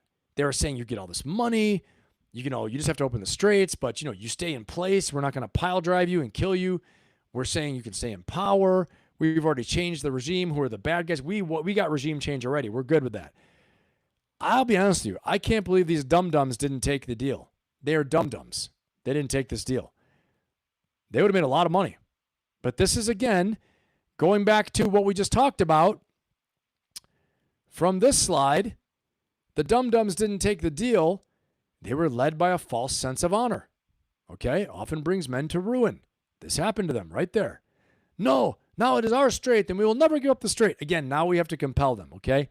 And so what BH Little Heart is telling us is that you can build a mechanism down the middle instead, all right?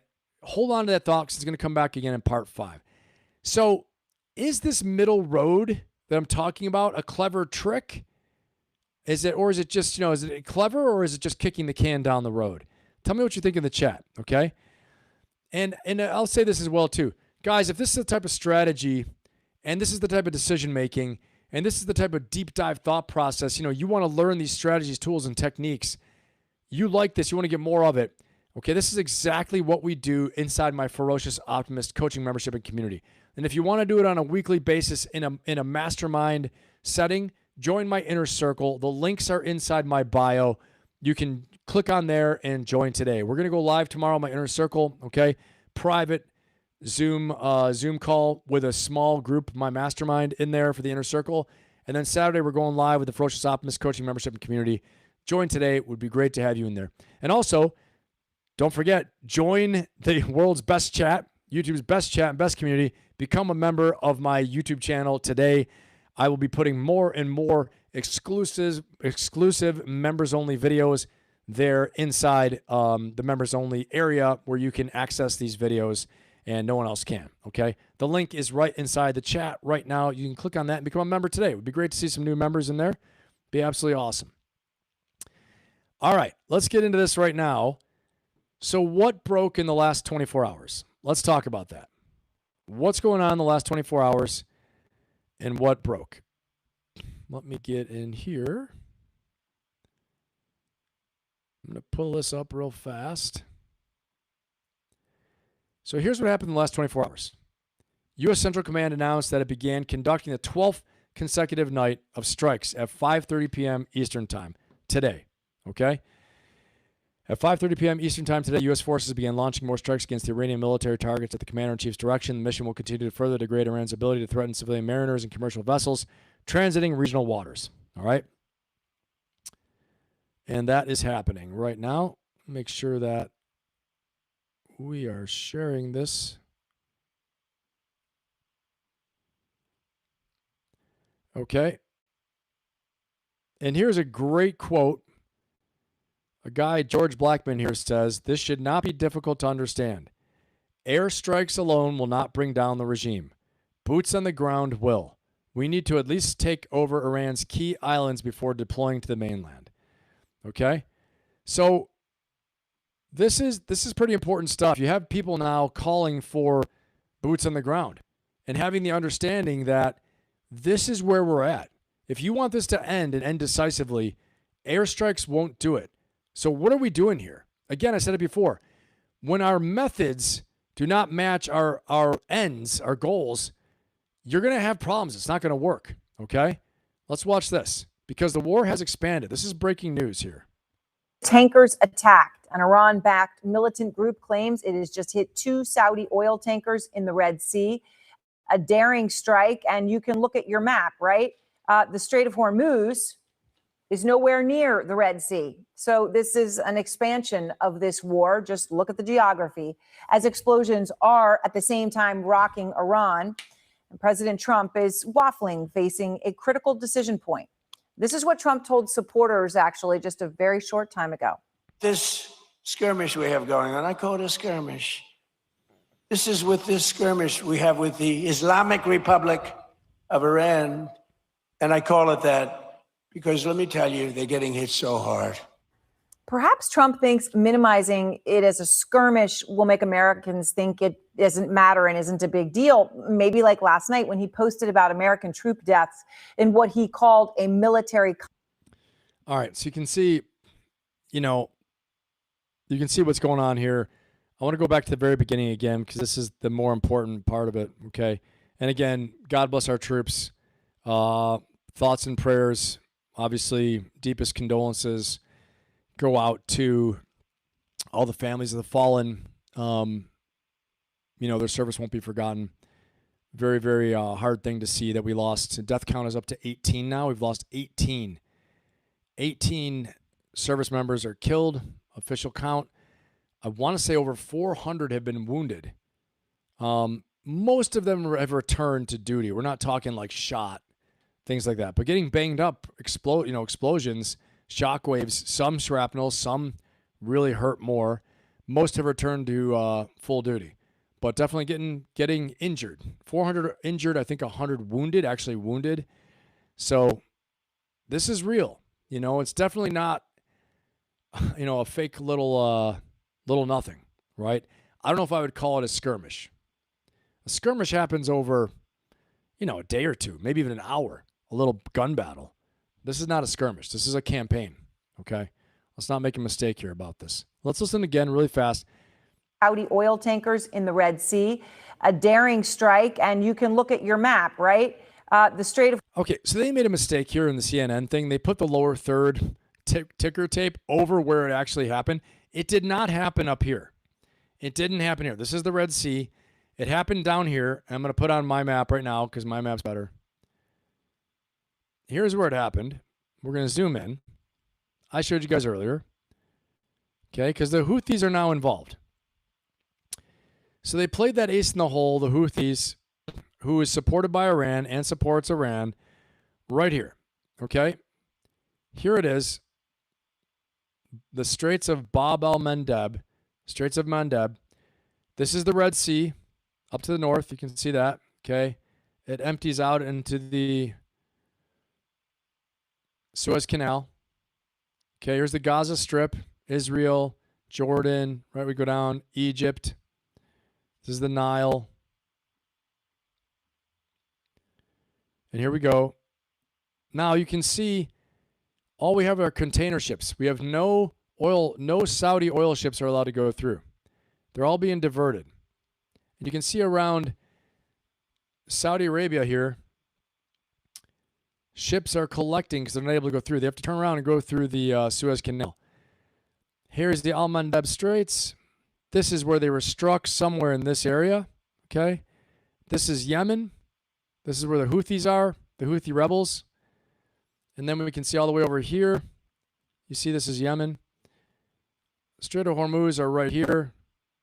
The Houthis in Yemen are supported by the IRGC, by the Iranians, and supported, funded, and directed also, for the most part. Okay, and right here, Strait of Hormuz as well. So just we get our bearing straight on this. We don't get confused, because the CNN did a poor job of that. All right. And again, this is the Strait of Bab el-Mandeb. I'm saying that 50 times because now I can say it. So I'm proud of myself, damn it. All right. And so let's talk a little bit more about this, okay? Central Command has hit military operations centers, drone storage, and military logistics infrastructure across the campaign. Iran hit back with drone strikes on U.S. assets. Okay, this happened in the last 24 hours. On U.S. assets in Kuwait, Jordan, and Bahrain. The IRGC said it struck data infrastructure in Bahrain. Okay? So this tempo is not slowing. It's widening. That is a different thing, and it matters. Okay? The war is widening. I wouldn't say it's going any higher. The escalation is not going up. We're using the same things as before. Could the U.S. escalate? Sure. We have more powerful assets. We could do more. No doubt about it. Okay. But it is widening. To me, I do think it's escalating not in terms of lethality and weapons, but it's escalating in terms of the Houthis getting involved now, okay, and how the Iranians are escalating by striking U.S. positions, U.S. assets in Kuwait, Jordan, Bahrain, right? So it matters. It matters a lot. And guys, tell me in the chat, what do you think? If you think this is slowing down, give me a 0. If you think it's picking up to a fever pitch, give me a 1. I think it's widening. I don't think it's slowing. I think the tempo is going up. If you think it's slowing down, give me a 0. If you think it's picking up pace considerably and it's going to keep on picking up pace, give me a 1. Okay. Development number 2, Pickaxe Mountain. We talked about this too, all right? Speaking from Washington on Tuesday, the president said that the U.S. will soon be targeting Pickaxe Mountain, a deeply buried site about a mile from the Natanz enrichment facility. His words were that we will be hitting that area very soon, probably pretty damn soon. There's not a thing Iran can do about it. This is what I was talking about when Rubio was saying one thing, President Trump saying a different thing. Okay? Yeah, Frosty, 1, exactly. Mark, 1. Paul, 1. John, yep, exactly. Ruby, 1. Iran's foreign ministry called it a fabricated pretext, meaning we're going to attack no matter what. Trump just wants an excuse to attack us, saying no nuclear activity takes place there. Iran's military command said it views any attack on its nuclear sites as an expansion of the war in the region. Okay? The site is described as heavily fortified and hard to reach, which is exactly why it's a very hard problem from the air. Let's take a look at this again real quick. We looked at it last time, but I want to make sure that we know about Pickaxe Mountain. Okay, this nuclear-related site is south of the Natanz enrichment plant. And if you didn't see this last time, I'll pull this up again. So this is Natanz, dead center. If you look at your screen right now, you're going to see it. That's Natanz, dead center. South of it's Isfahan. In between the two is Pickaxe Mountain. Okay, so it's right in there, just so we all have an idea. All right. And it has lots of tunnel complexes. It was initially built in 2007, okay? It was initially built in 2007. I'll make sure I'm still sharing this with you guys and we didn't lose this. Okay. Initially built in 2007, which was expanded and hardened in recent years and sealed shortly after the June 2025 war. The large mountain harboring the main tunnel complex is called Ku-i-Golang Gaz, where Kolang translates to pickaxe, resulting in today's nickname of the site. Construction of the Pickaxe Mountain facility started in fall of 2020, and at that time, Iran announced that the underground halls were intended to replace the destroyed above-ground advanced centrifuge assembly at the Natanz site. Interesting. Construction of Pickaxe Mountain started in 2020. The destroyed site was designed to assemble about 6,000 advanced centrifuges per year. That's a lot. Not going to lie, that's a lot. A large capacity sized to produce tens of thousands of advanced centrifuges during and after the phasing out of the Joint Comprehensive Plan of Actions limits from 2025 through 2030. Wow. Okay, it's a serious site. Pickaxe Mountain site features 2 pairs of entrances leading under the ridge of the mountain. They are assumed to lead to one facility. Okay, let's take a look here. We have some of these right here. Let's look. Okay, there's some satellite imagery. Come in a little bit more on this. See if we can see anything. I'm assuming it's this right here in the middle, that little burned out looking area, probably where a strike was. Okay. Let's keep going. You guys look at that. I'm gonna tell you about this. They're assumed to lead to one facility, but this is not guaranteed. The facility is estimated to be at least 100 meters deep under the mountain. The mountain has a height of 1,608 meters. That's pretty big, man. I think it's pretty big. Okay. Above sea level. The difference in elevation between the eastern entrance and the mountain ridge is about 145 meters. The difference in elevation between the two sets of entrances is about 50 meters. Physical defensive measures consist primarily of a large security perimeter and extensive tunnel entrance hardening. In 2025, Iran started constructing a double fence and wall security perimeter with a patrol route surrounding the entire mountain and adjoining the Natanz nuclear complex security perimeter. All 4 tunnel entrances are excavated in a channel of rock. 2 of the 4 tunnel portals feature entrance extensions with subsequent hardening. This includes layers of concrete and earth over the tunnel portal entrances. Since the wars, Iran partially backfilled the pair of eastern tunnel portal entrances to obstruct ground vehicle access, but did not seal them fully as previously noted at the 2007 tunnel, the Esfahan tunnel, or the Fordow underground enrichment plant. It remains unclear when Pickaxe Mountain could be operational based on assessments of satellite imagery. It's also unclear if Iran still plans on installing a large-scale assembly facility. Nonetheless, if Iran starts to rebuild the centrifuge manufacturing capability, it could plan to install a smaller centrifuge assembly facility in Pickaxe Mountain to serve a nuclear weapons program. Let me see here. Let's see. However, vulnerabilities may also exist that can be exploited by deep earth-penetrating weapons via aerial attacks. These would be best identified in facility schematics. Schematics for the Pickaxe Mountain facility have not been seen publicly. However, schematics for 2 other prominent Iranian nuclear tunnel sites, Fordow and Borujerdi, have been. These are 2 tunnel facilities built by Iran's Ahmad nuclear weapons program and attacked in June 2025 and March 2026, respectively. Okay, both show ventilation shafts. Both facilities have ventilation shafts directly targeted in aerial attacks, a weak point that allowed greater internal access for earth-penetrating weapons. Ventilation shafts, ladies and gentlemen, you've got it. Okay, so let's take a look, zoom in a little bit more here. Check this out on your screen. Pickaxe Mountain, June 30th, 2026. Satellite imagery, Vantor Technologies. Hey, I'll take it. Pretty crazy what you can get on the damn internet, right? Does Iran know where their children are right now? Does Iran know that their nuclear complex is on public domain right now? There's the Natanz nuclear complex. There's the eastern tunnel portals. If you zoom in, you can see this.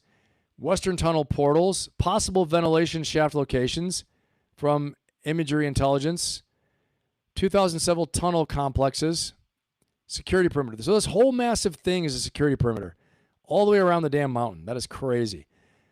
Western tunnel portals. So they're going to strike them on these ventilation shaft locations. And that's how they're going to plan to blow them up. But I got a question for you. How are they going to know if they actually destroyed anything? Give me a 1 in the chat if you think there's a possibility that we don't have any impact on these facilities if we strike them. Give me a 1 in the chat if you think it's possible. Hey, Jasmine, what's going on? Good to have you. Give me a 1 in the chat if you think it's possible that our strikes are ineffective. How are we going to know unless we go inside there and look? This is why, it does sound like a band, Pickaxe Mountain Band. This is why we have something called BDA, Battle Damage Assessment. Now, do we have satellites that can do things? Yes. Do we have, ground penetrating stuff? Yes, we do. Not the same as human eyes or putting someone in the facility to inspect it, but we've got some stuff, okay? Yeah, Frosty, I think so too. I think we're foolish to assume that based on, again, their intelligence can be a lot better than what I'm doing right here, okay? But, I hate to say it, this is kind of the way it goes. You hopefully have imagery intelligence, you have satellite intelligence, you have human intelligence on the ground, sources on the ground that are telling you about things. You have signals intelligence. You've got other image intelligence that has that kind of penetrating type of ability that can really tell us, is this actually an entrance? But we don't know what goes on underneath. Again, I said it to you guys. I read it here. I will read it again. I will say it again. But what they said is that we don't have the schematics for this. So if we believe we don't have the schematics for this, Again, this is open source. Who knows what the hell the CIA has? I don't know. I'm not so brash to think I know. I know because I'm on the internet. I know what they know. I don't. Okay. But guess what? We probably would have hit them before and made sure it was gone before if we had the schematics. Just saying. Notice we're not striking Fordo again. We're not striking Isfahan. We're striking Pickaxe Mountain. Maybe they wanted to save it for later, saying we'll let you guys go on this one. But if you screw around, we're going to hit it. Okay? Because we know how long it takes to build it. Why would you do that? Slam them, dude. Slam them. June 2025. Slam them. So I think they don't know what's going on underneath the ground. They see what they see. Even when you have a human intelligence source, unless they steal a highly prized schematic and get it to you through intelligence sources, it's not going to be effective. You're not going to know. Did you actually damage them? Unless we see a nuclear mushroom crowd go and come up, then we'll know. We got them. We got them for sure. Okay? Let's look at some more of this. Here's June 30th. Here's some more. Possible ventilation shaft locations. Let's look here, guys. Okay? Vantor Technologies. Annotations by the Institute for Science and International Security. So this is what they look like. Zoomed in. Ventilation shaft areas. I can't tell personally. I don't know if you can. This is like with the alien stuff. They have to have an alien expert look at it. This is a ventilation shaft area, they think, because of the way the soil looks. It's turned up. Looks like it's been, something's been put in there. Okay, and let's go here. Unidentified structures. Now we're getting somewhere. All right. Considered a probable location given the construction identified in 2024 and figures shown in figure 3 shown below. Here's a spoil pile. Unidentified structure. These are ventilation locations. Cables. They found cable. You can see this pipeline and cable here being put in. Natanz Mount Golan Gazla Complex new construction. 2024. Via Google Earth. Better not leave anything you don't want them to find outside. Google Earth is watching. Too bad Iran is a closed society. They didn't know. They didn't know about Google Earth. Okay. 2024. Unidentified objects, identified structures, a lot of building, a lot of cable. They're running cable in there. Okay? So over time, they're deciding, here are all the sources, they're deciding what these things mean. Okay? These photos. And why Pickaxe Mountain has become a key trigger site. Guys, give me a 1 in the chat if that was useful, seeing that imagery and doing that analysis on Pickaxe. Give me a 1 in the chat if you found that helpful, useful, and you like seeing stuff like that. Just want to make sure we're on track here and you guys are getting the stuff you need. Okay? So last week, this was on my watch list as a warning sign. Okay? Pickaxe Mountain, all this stuff. And attacking nuclear sites. This week, it's a stated intention. Okay? Last week I said if we start striking the nuclear sites, nuclear facilities, we're escalating big time.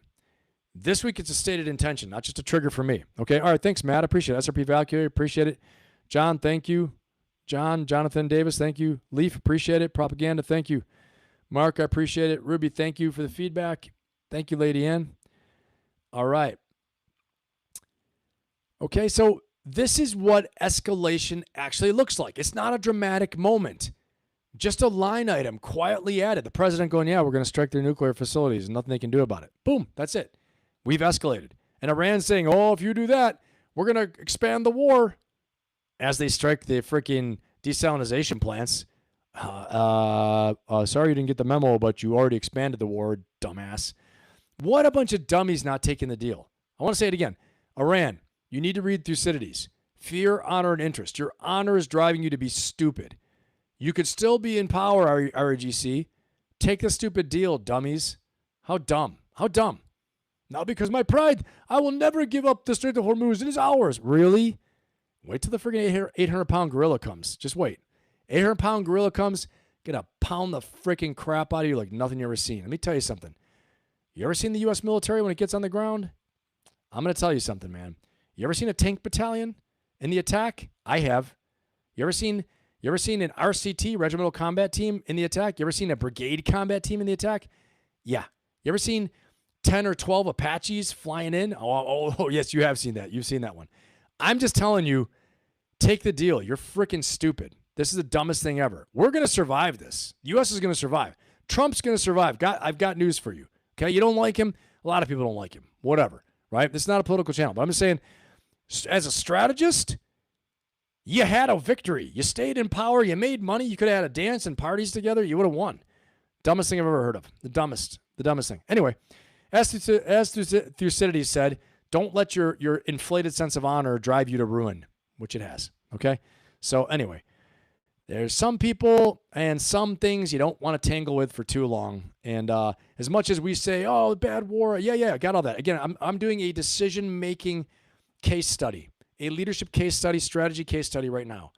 But one of the things I have to point out, being agnostic of both sides, okay? I mean, I'm an American Marine. I can't be. You know, my bias is obviously all the way, USA all the way. But I'm saying from the Iranian standpoint, I'd be like, IRGC, what are you doing? How stupid. You're dead. Your time's limited. They're going to get you now or get you later. Okay? So anyway, that's what I think. So now escalation has just occurred. Watch how this works in your own organization. Okay? Nobody announces a crisis. Things move from unthinkable, they'd never do this, to being discussed, to being considered, to being planned, to being announced, to becoming normal. And each step is small enough that nobody objects, okay? If you're not tracking indicators, you will only notice at the end. This is for your own life, for your own business, okay? For your own decision-making, your own leadership, okay? Your own strategy. You have to have a dashboard of indicators. When the indicators pop, you're like, that happened. This means this. Oh, that's not good. I got that alert. Okay. Oh, that is good. That means things are working. You need to have a dashboard of what's working and what's not. You have to have an assessment and run your operations, run your business, run your life with indications and warnings and triggers, okay, that are going to help you. Again, this is a large case study. That's what we're doing here, okay? Development number 3. We talked about this already a little bit, but talk about it more.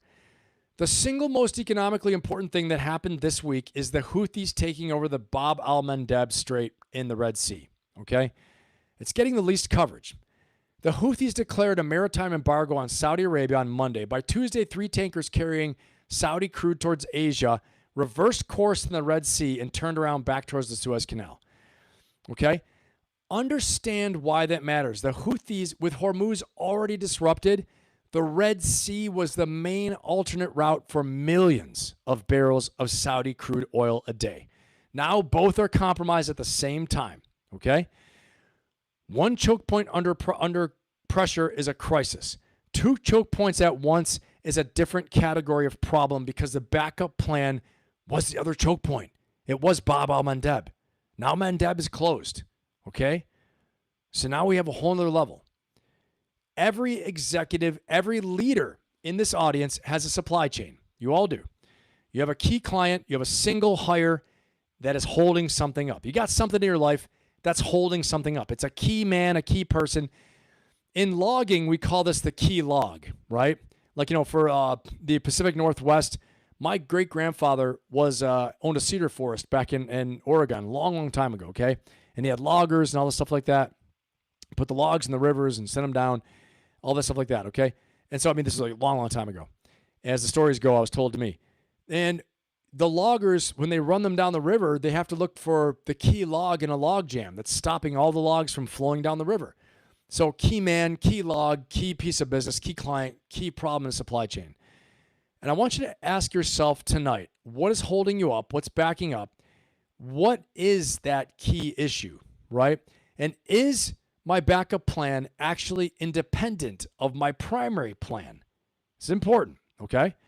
Because most backup plans quietly share a failure point with the thing they are backing up, okay?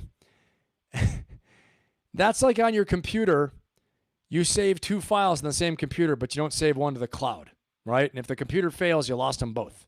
So it's not really a backup plan, okay? You didn't email it to someone else. You didn't email it to yourself. You don't have it in the cloud. But this is how organizations get surprised, all right? This is how it happens. So the next thing is this.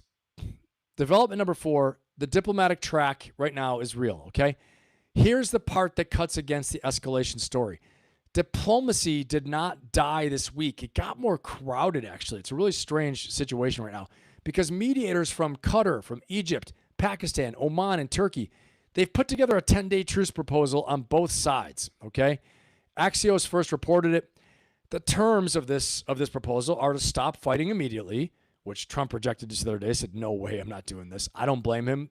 Frig, screw that. These guys have not upheld their end of the bargain ever. Iran hasn't, okay? Restore international shipping through Hormuz and negotiate longer-term rules during the pause. All this is going to do is set us back further. It's all it's going to do. The design is pretty clever, not going to lie, okay? The southern lane through Omani waters will be free from Iranian attack. I'm going to pull this up right now so you guys can see. We can take a look at this. Pull up our maritime map again. Really quick. Okay, so we'll zoom in a little bit. So they're trying to have like a middle-of-the-road shipping route that's like right down the middle, okay, that favors no one, basically. And the administration is reviewing it. In fact, Trump already said no, flat out no, not going to do it.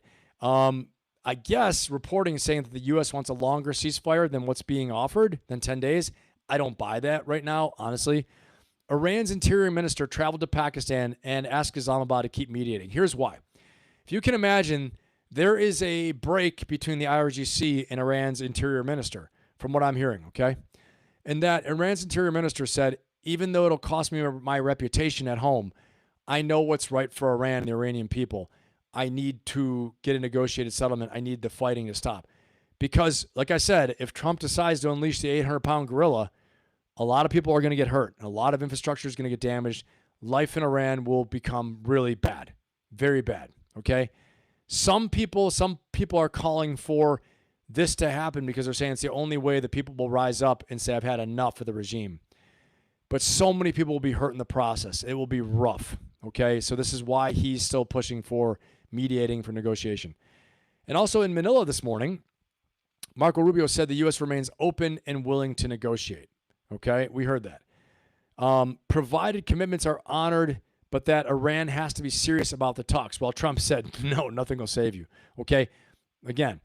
So we have to read the board honestly right now. 11 nights of strikes, tonight's 12, a named nuclear target, a second choke point closing, and simultaneously a 5-country truce proposal sitting on both desks.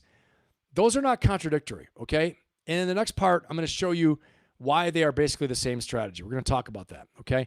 And also today in the Senate, actually yesterday in the Senate, Secretary Pete Hegseth briefed lawmakers in a closed bipartisan session on Tuesday and then went to the Senate Appropriations Committee asking for roughly $87 billion to keep the campaign going, okay?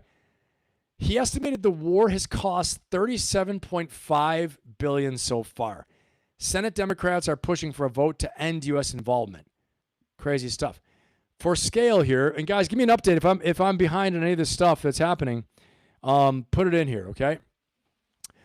For scale, Congress authorized about $856 billion for the Pentagon in fiscal year 2026, inside roughly $891 billion national defense budget. All right, the national debt has passed $39 trillion. So just some words, some things to think about there, all right? Senator Gillibrand pressed Hegseth on credibility. Her point, you said we had obliterated Iran's nuclear capability to build a nuclear weapon, their ability to build a nuclear weapon. 8 months later, the president launched a war saying Iran has 2 weeks from getting a weapon. When you say two very different things, the American people don't know what to believe. I mean, that's the truth, right? The secretary, Pete Hegseth, responded that the sites were destroyed, but the Iranians kept trying anyway, and that they are staying focused on the objective, which tells me the sites weren't actually destroyed. Just like I said before, okay, and setting politics aside, like I said before, I am looking at the decisions and the strategy and the leadership here. That is what I'm doing. Here's how these things work, right? Stealth bomber comes, drops the bunker buster, smashes the facility if you look on your screen right now. Okay, this is what we're looking at striking Pickaxe Mountain. These are the places we've hit already: Fordo, Iraq, Natanz, Isfahan. But I think it's so important that we look at this. Here's where we're going to hit in Pickaxe Mountain. Now, if the other places were just like this, here's Natanz. Natanz is right up here. And this is what they're looking at. How are we going to know unless we get people inside to get video, photos, feedback? We walk in there and do BDA, battle damage assessment. How are we going to know that we destroyed what's inside? Apparently, we didn't destroy it. Obviously. They kept trying. What does that mean? Well, they were trying to unearth their facilities that we buried? Okay. Was there an agreement saying that they wouldn't do that? Like, I don't understand. Yeah, they're going to try and unearth them, get the facilities up and running again, but when you obliterate things that take 10 or 20 years to build, and any nuclear scientists in the audience right now, tell me if I'm wrong. No, Ben, it's like building a house. It'll take you like 8 months, 6 months to build a world-class nuclear facility, nuclear weapons facility. I don't think so. I think it's years. That's what I think. I think it takes years to do it, and so I don't think so. That's what I want to say. Okay? So that's my take on it.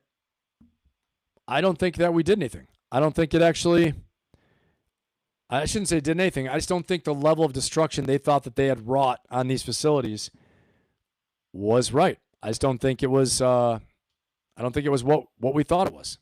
Okay? So let's check this out. Let's set the politics aside as well, because what I want to say is that this overall is a communication failure, and it's one of the most expensive mistakes a leader can make. When you declare total victory and then reopen the same fight, you spend credibility that you're going to need later.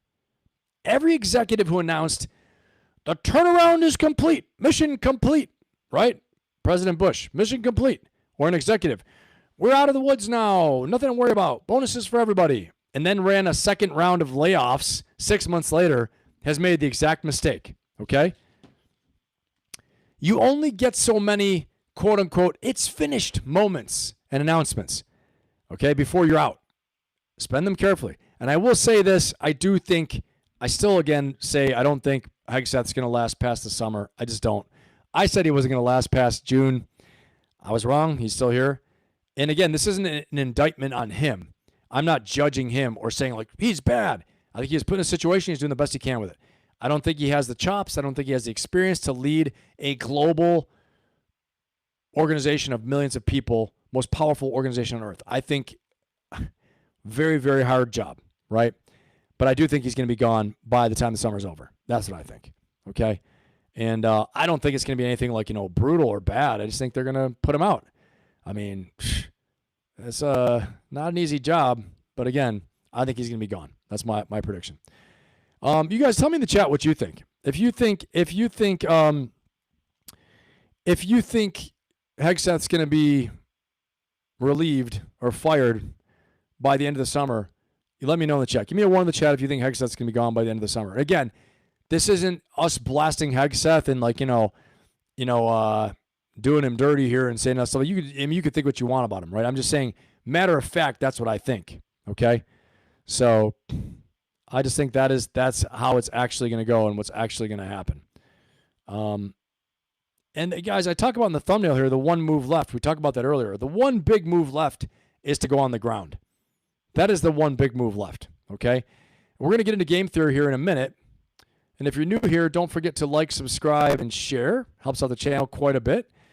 We are going to get into next game theory and the forecast of what's going to happen.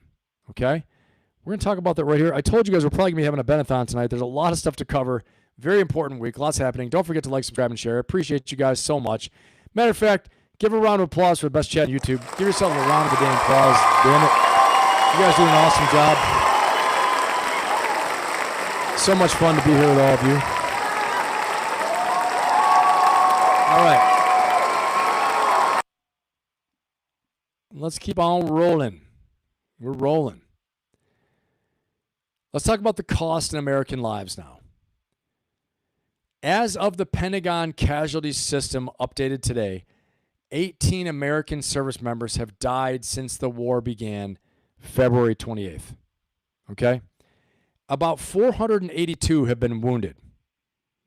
Yes, crazy. Nearly 100 service members have been injured since July 7th alone. The Pentagon spokesman said 96% have returned to duty, and the vast majority of those injuries were minor concussions. Still a concussion. Okay?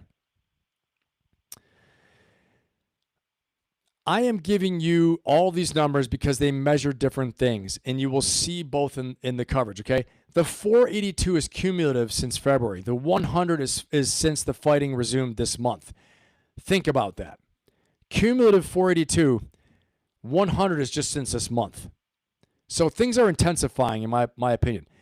But 18 service members have now been killed, okay? That's where we're at right now. And I want to talk about now economically, where this hits your wallet. Take a look at this.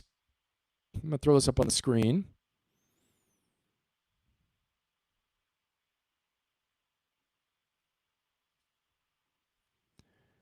Let's take a look at this really fast, all right? Price increases since the start of the Iran war. Sulfur, 142%. European natural gas, plus 97%. Heating and oil, 97%. Jet fuel, 44%. Diesel, 38%. Gasoline, 36%. Rice, 36%. WTI crude oil, 30%. Brent crude oil, 29%. Diammonium phosphate, 25%. Cotton, 23%. Wheat, 18%. Palm oil, 14%. Now, you have to understand, here's the graph of it too, if you want to look graphically, right? You have to understand that a lot of these things are important for other processes within agriculture, food, mining. So it creates economic shocks. Okay? Take a look at this.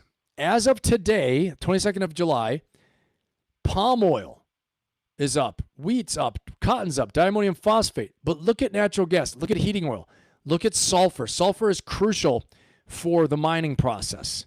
Okay? Ammonium, all these things are so important for agriculture, fertilizer. All right? These all go, Brent crude oil is up 29% still. You just wait and see. We ain't seen nothing yet. I'm telling you, I've told you this before. We are going to see prices of Brent crude oil in the double digits. We're going to see triple digits Brent crude oil, much more. Then we're going to see double-digit gas prices, okay? I hate to see it, but we're going to see it. And SRP Valkyrie says, oh boy, we can go with this, the wallet and why American-born, now I'm outside the U.S. Yep, I hear you. Tariffs, 25%. Yeah, Frosty. Yeah, Lisa Jones, I think so too, and by the end of August.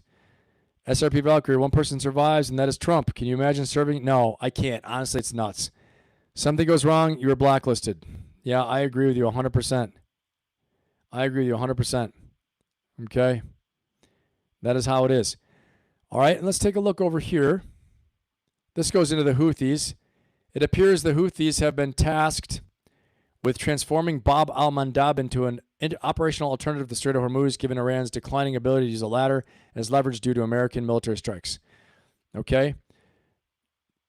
Let's see this. I want to pull this up really fast. I don't think I have it today. I'll pull it up in a minute, but let's look at what's going on strike-wise. Okay? In the Gulf, in the Middle East. The conflict tracker. I'm going to zoom back out. Zoomed in a little too far. We know all about everything going on around Strait of Hormuz. Strikes.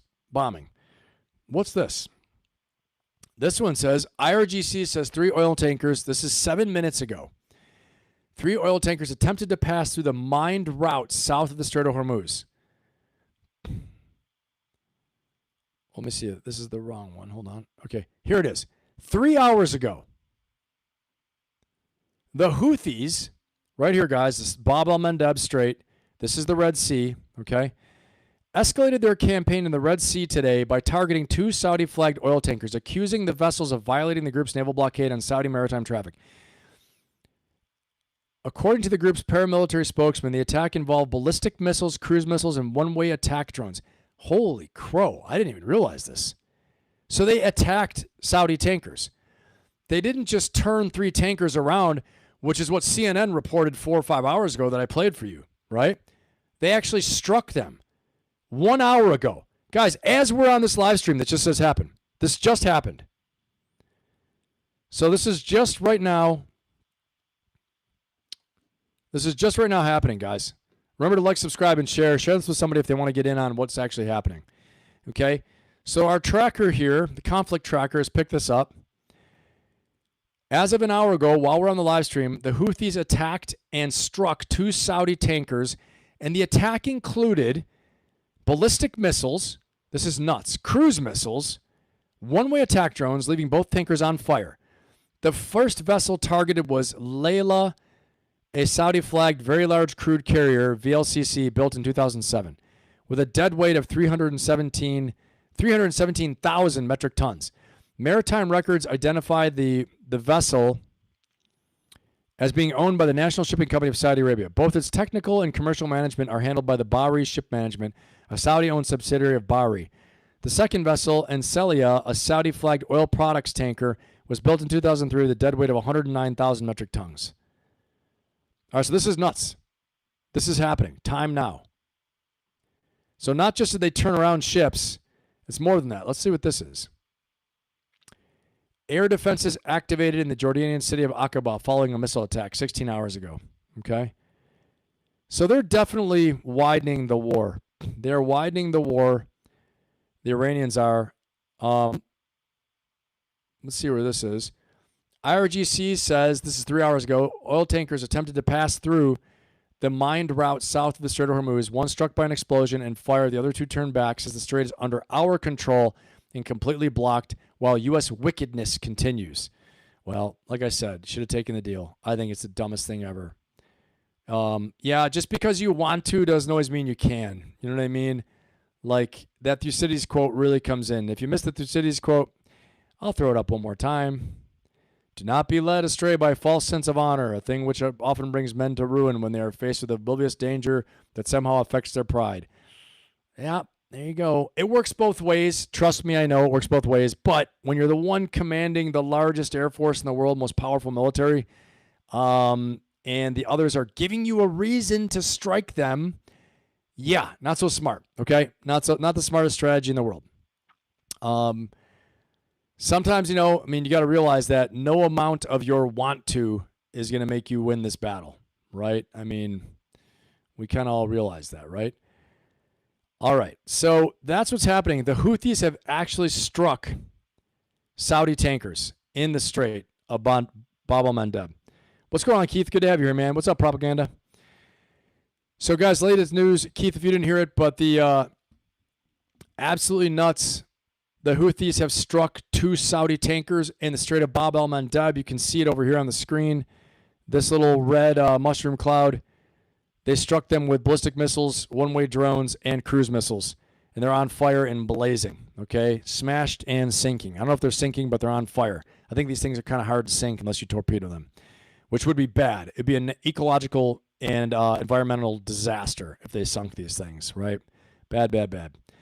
Okay, and that's why also it's hard too, because you're attacking oil tankers, which will cause a natural disaster for both of these areas and really hurt the sea, hurt the Red Sea, hurt the Persian Gulf. It'll hurt, you know, the coastal towns, everything. So a lot of bad stuff all the way around involved in that, okay?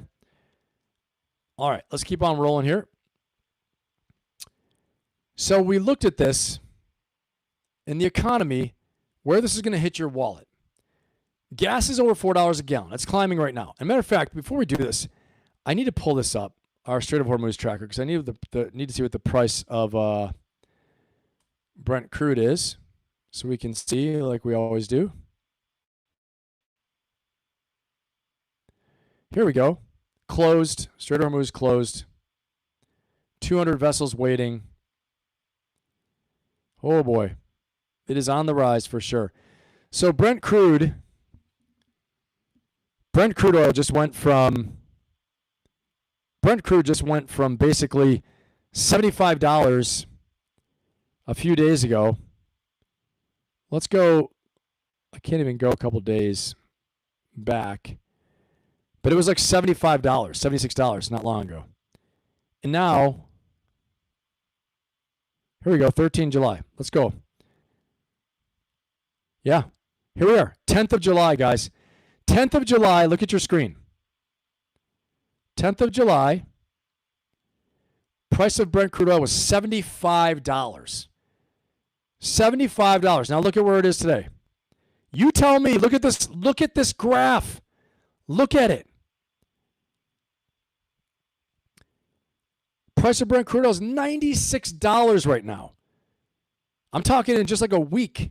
96, it's gone up $20. You know what that means to the pump, right? We're dead meat. We're cooked. Okay? And I rarely ever use terms like that, we're cooked. But in this case, guys, this is what Iran's trying to do. So even though I'm making fun of them for their honor, take the deal, they are trying to create an economic disaster for the U.S. and for the Republican Party, for President Trump. Oil shocks, economic shocks, affordability at home. They're trying to create a political stranglehold. They're using jiu-jitsu, Brazilian jiu-jitsu, and the U.S. is coming in there like a powerlifting striker, right? A very effective striker, but a pro wrestler, powerlifter, striker. And they're trying to like get us in these little ankle locks and joint locks and trying to get us chokehold. They're not going to get it, but it's causing pain, okay? It's causing pain for us, the local people, the regular people, we the people around the world, not just the U.S. now. Okay, so that's what they're trying to do. And it's effective. It looks to be effective right now, $96, okay? $96 for a price of Brent crude, barrel of Brent crude. Yeah, so that's there. That's there, and that is happening. That is for real. And we come back to this. Everything going up. Oil topped $90 this month. Now it's at $96. Renewed hostilities drove close to a 20% surge in oil prices. In June, annual inflation dropped to 3.5% from 4.2%, mostly because energy prices fell 5.7% in 1 month. The biggest monthly drop in over 5 years. That happened during a brief reopening of the strait. Then fighting resumed, and that progress has stopped. Dallas Federal Research estimates that even in an optimistic case where the closure lasts 1 quarter, the oil surge adds about 0.6 points. Adds about 0.6 points to headline inflation. Okay? 0.6 points, more than a half a point to headline inflation, and 0.2 to core inflation for 2026. The IMF, International Monetary Fund, cut 2026 global growth to 3% and sees global inflation hitting 4.7% this year. I shit you not. Okay? I kid you not. Cutting global growth to 3% and global inflation going to 4.7%. Guys, this means that our increase in wages is being outpaced by inflation on average. Okay? So I'm not here to fearmonger. You know that's not what I do. I'm not here to sensationalize. It's not clickbait. Strategize. We need to have a strategy for what to do. Okay? I don't want to get you upset. I don't want to make you angry. I'm not telling you who to vote for and that stuff. I'm saying we need a strategy and not be fools. This is the result of what happens when we don't consider second and third order effects, unintended consequences. Now, where can we apply this to our own business, our own lives, our own battle? Remember I talked about those 3 to 5 bad calls the ref's going to make in any game? You have to hedge for these, okay? So it means we have to be very mindful of our expenses, of our income, of our assets. You know, be very smart with what you do. Very mindful. The purpose of this podcast is to upgrade your life and to help you. Intelligence like this can help us to operate better. Trust me, it's hitting me as I'm saying it to you. We need to really look at where we're invested, where we're spending, where we're saving. What are we doing? Okay? Is there a way we can earn some more income? What can we do to make life better? When we're armed with this knowledge, we have a shot. When you go with like an ostrich and put your friggin' head in the sand, you'd have no shot at all. Okay? We got to face the brutal facts. We got to face them head on, and we got to have total faith, grit, discipline, and courage to get the job done, okay? To do what needs to be done to win. That's the whole point of this channel. That's what we're doing. Let's talk about this World Bank number. The World Bank modeled 3 scenarios, okay? The World Bank modeled 3 scenarios in June. The World Bank modeled 3 scenarios in June. In the worst case, hostilities lasting 6 months or more, global growth falls to as low as 1.3%, and global inflation reaches 4.5%. I want you to think about that, okay? Hostilities lasting 6 months or more. Guys, we're at 6 months at the end of August. Global growth is going to fall, okay? I want you to hold on to your damn horses. I want you to make sure you are watching your expenses, being smart, take care of your health, number one, always, okay? And I don't want you to go into prepper mode or anything crazy like that. Just be mindful, okay? Be mindful of the decisions you make. Know what's going on in your accounts. Know what's going on in your business and your jobs. Because here's what their chief economist from the World Bank said. He told Reuters this in an interview just yesterday. That worst case scenario of the 6-month time frame has already come close to materializing. It's not a forecast anymore. This is a status report, okay? Here's the loop that explains everything. Gas prices are the most visible economic number in American life. All right? Every night the strait stays closed. Every night that it stays closed, it's a tax on every commuter in this country. Everybody who has a freaking car, okay? Joe Saunders, what's up, man? Good to have you here, brother. This creates political pressure to end the war. Political pressure to end the war creates pressure to accept worse terms. Think about this. Remember I told you it's going to make the U.S. look bad, make America look bad, look weak, okay? The gas prices cause political pressure to end the war. Pressure to end the war causes pressure to accept worse terms. Accepting worse terms is exactly what Iran's position is designed to produce, okay? So as much as I said before, these guys are dummies, they should have taken the deal, I still think they're dummies. I still think it's not going to work out for them. But they're making a real run for a better deal, okay? Even better. And they know, turn up those oil and gas prices, turn them up. We're going to cause more pressure on Trump, more pressure on the American people to pressure Trump. We're trying to pressure the Iranian people to overthrow the regime. It's not really working. But pressure on the American people here to get certain parties out of office might just work in the midterms. So we're both playing kind of a similar game, okay? Accepting worse terms is what Iran's position is all about. Iran can't beat the U.S. Navy, can't beat the Air Force, can't beat the United States. It doesn't need to. It only needs to beat the American political clock. They know that. We know that. You know that. So here's the question. Can high gas prices become a national security problem? Give me a yes or a no in the chat. Can high gas prices become a national security problem? Put a yes or a no in the chat. Okay, I want to see what you guys think.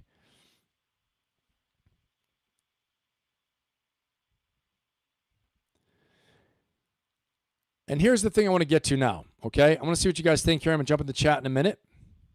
Let's jump up in here in the chat, make sure I'm not missing anything. Let's see. All right. We got Joe Saunders in here. We got Keith in here. We got Leaf. What's going on, Leaf? SRP's in here. All right, let's see.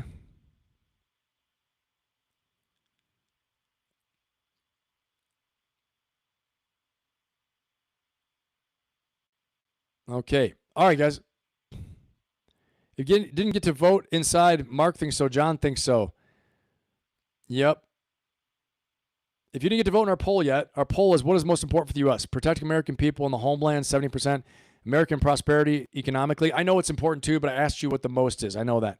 World peace through U.S. strength, 9%. Advance American interests, 11%. John says yes. Mark says yes. Ruby says, thanks, Joe. Robin says yes. Lady Ann says yes. All right. Can high gas prices become a national security problem? Yes or no in the chat. Let me just see what you guys have to say. Okay, and then we're going to get into the game theory, and then I'm going to give you my projections and forecasts, okay?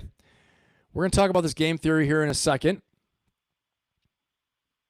And just want to see what you guys have to say inside the chat.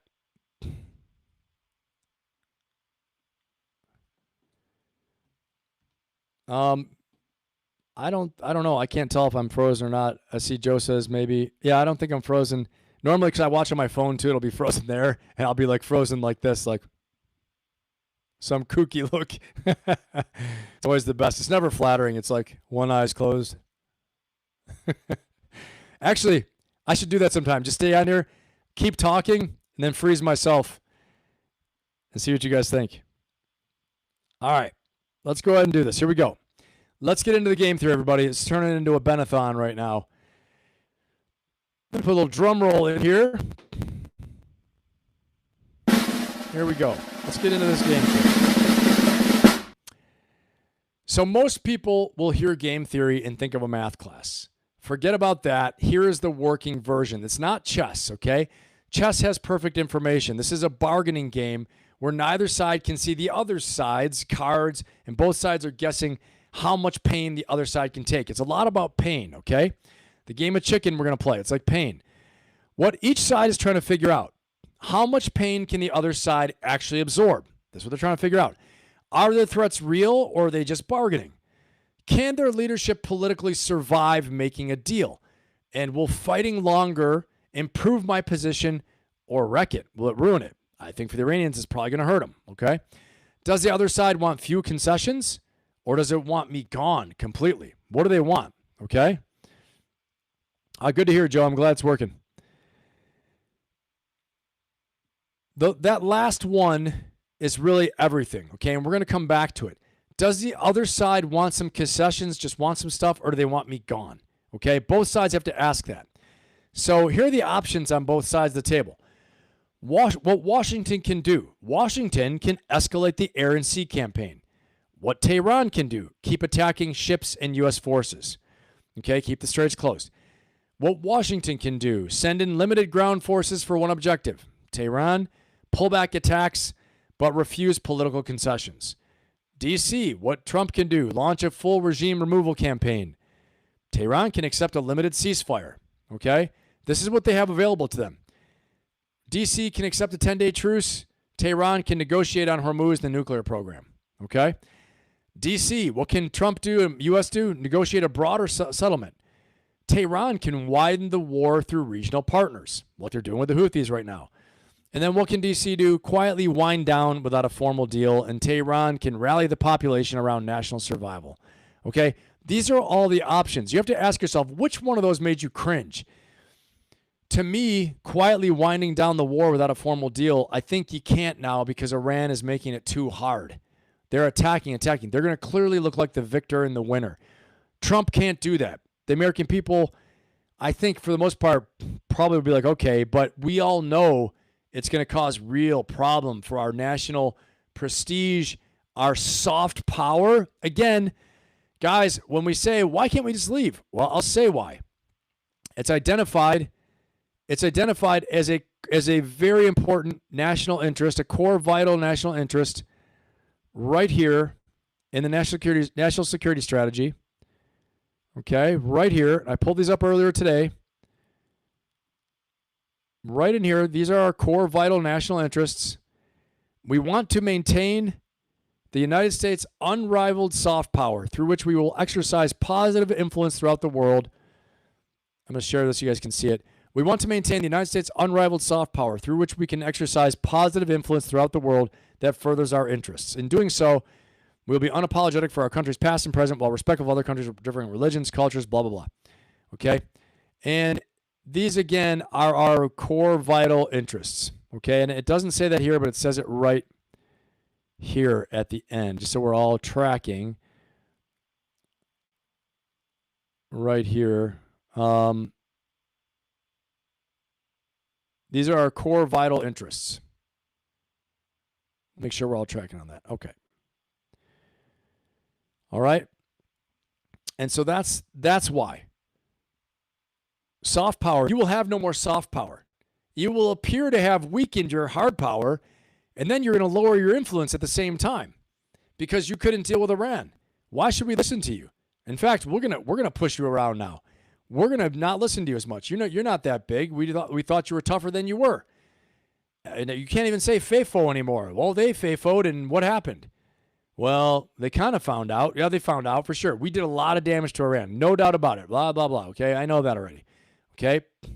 But at the same time, if you're not able to achieve your objectives, they look like they win. Okay? Even if you beat the living crap out of them, you destroyed all their stuff, just by them surviving and hanging on and pushing back on you constantly, you don't look as strong as you once did. So that's why I'm saying we can't just leave. Okay? That's not an option. That one makes me cringe personally. While as much as I want to be done with this, you can't just exit a la Afghanistan. Get on the birds, everyone leave everything. Okay, blah, leave all the military equipment. You can't leave the situation like that. You cannot. It's got to be done right. All right? Game scenario 1, game theory 1, chicken. 2 cars drive straight at each other. Whoever turns first loses face. If neither one turns, both cars lose everything. Both people lose everything driving the cars. Trump wants Iran to conclude the fighting. That fighting brings on damage it cannot survive, okay? Trump wants them to realize if we fight, it's going to bring on so much damage we can't survive. We can't do this. Iran wants Trump to conclude that casualties, gas prices, inflation, and political fights make the war too expensive to continue, okay? Neither side wants an unlimited war, but neither side wants to be the one who blinked. Nobody wants to blink. Everybody wants to seem strong, which produces the paradox at the heart of tonight. Both sides may escalate precisely because both sides wants to negotiate. Crazy as that sounds, okay? Both of them may escalate because both of them want to negotiate. Crazy as it sounds. And you saw it happen in real time this week. A 5-country truce proposed lands on both desks, right? The 5-country produced truce lands on both the desk of Trump and the IRGC leaders, because it's not the Ayatollah, it's the IRGC. And within a day, the president names a nuclear site he intends to hit and say there's nothing they can do about it. Now, this is as old as time. In warfare, you increase bombardment, increase attacks when you want to settle for peace. When you're trying to get them to the negotiating table, you make them feel more pain. So they want to take the off-ramp, okay? We did that in Linebacker 2 in Vietnam to get them to the Paris Accords, get them to the Paris Agreements and negotiations, and that's how it is, all right? This is not diplomacy failing. This is somebody trying to walk into the room holding a better hand. They're working on something called their BATNA, a best alternative to a negotiated agreement. You want to show that my alternative to getting this agreement is to bomb the crap out of you till you don't exist. How about you? What can you do? And the other side, Iran, says, well, our best alternative to getting what we want is we're going to close the Bab el-Mandeb Strait. We're going to close the al-Mandeb Strait. We're going to close the Strait of Hormuz. And we're going to bomb all your allies and partners. And we're going to cause a regional war. And we're going to cause Brent crude oil to go up to $95, which it did. We're going to cause all kinds of problems. And we're going to make the war unpopular by killing American service people. And we're going to put political pressure on you so that the American people vote you out of office. Okay? So that's their BATNA, best alternative to a negotiated agreement. This is taught at Harvard Law School and the Harvard Program of Negotiations, okay? And it's in a great book called Getting to Yes by William Ury, I believe, okay? A very good book. So they're not escalating instead of talking. They're escalating to talk from a better chair. Remember that. They're trying to escalate to improve their position. Game 2, the war of attrition. Game theory number 2. In a war of attrition, the winner is not the stronger side. The winner is the side that convinces the other one it is willing to bleed longer. Guys, this matters. You will understand how people think. It is an official Benathon, Mark, you're right. Okay? You'll understand how your adversaries think, how your opponents think, how opponent businesses think, okay? Competitors in the business place, competitors in your workplace, how they think when you understand who is willing to bleed the most, okay? The winner is the side that convinces the other one it is willing to bleed longer. Iran cannot win a straight fight with the U.S. We know that. It knows it. So it changed the contest. Instead of competing on firepower, it competes on duration, competes on disruption, competes on political exhaustion, okay? Casualties and uncertainty, pain in the marketplace. What Iran is betting on, they're betting that Trump needs lower gas prices before the November midterms. Yes, true. Congress gets more resistant as costs and casualties climb. Yes, true. Allies push Washington toward the table. Maybe. Markets pressure the administration. Maybe. American voters do not want another ground war. Yes, true. China and Russia provide enough support to prevent total isolation.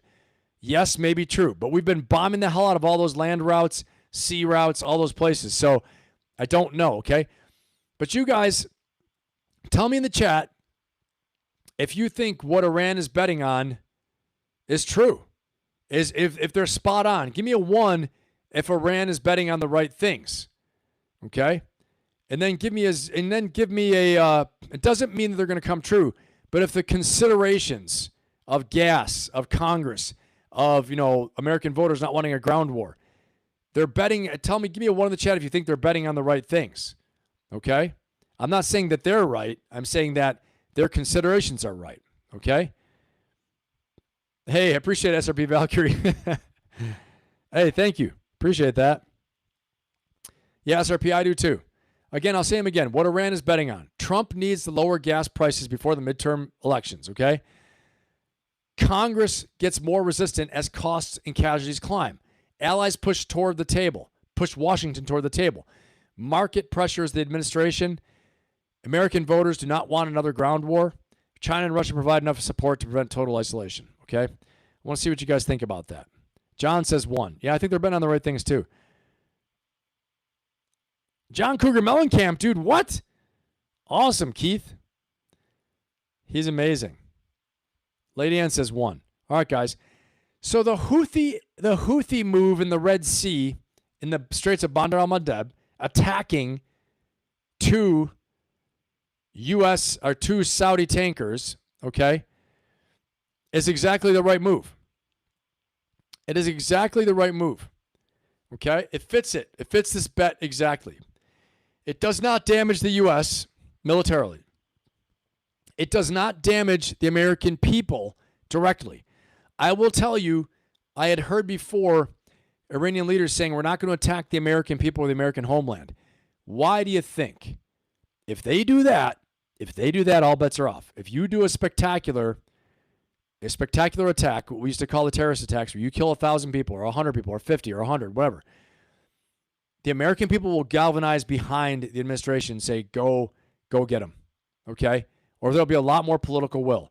Now, if it's something the size of the Twin Towers, yeah, you'll have a lot more support, as terrible as it sounds, okay?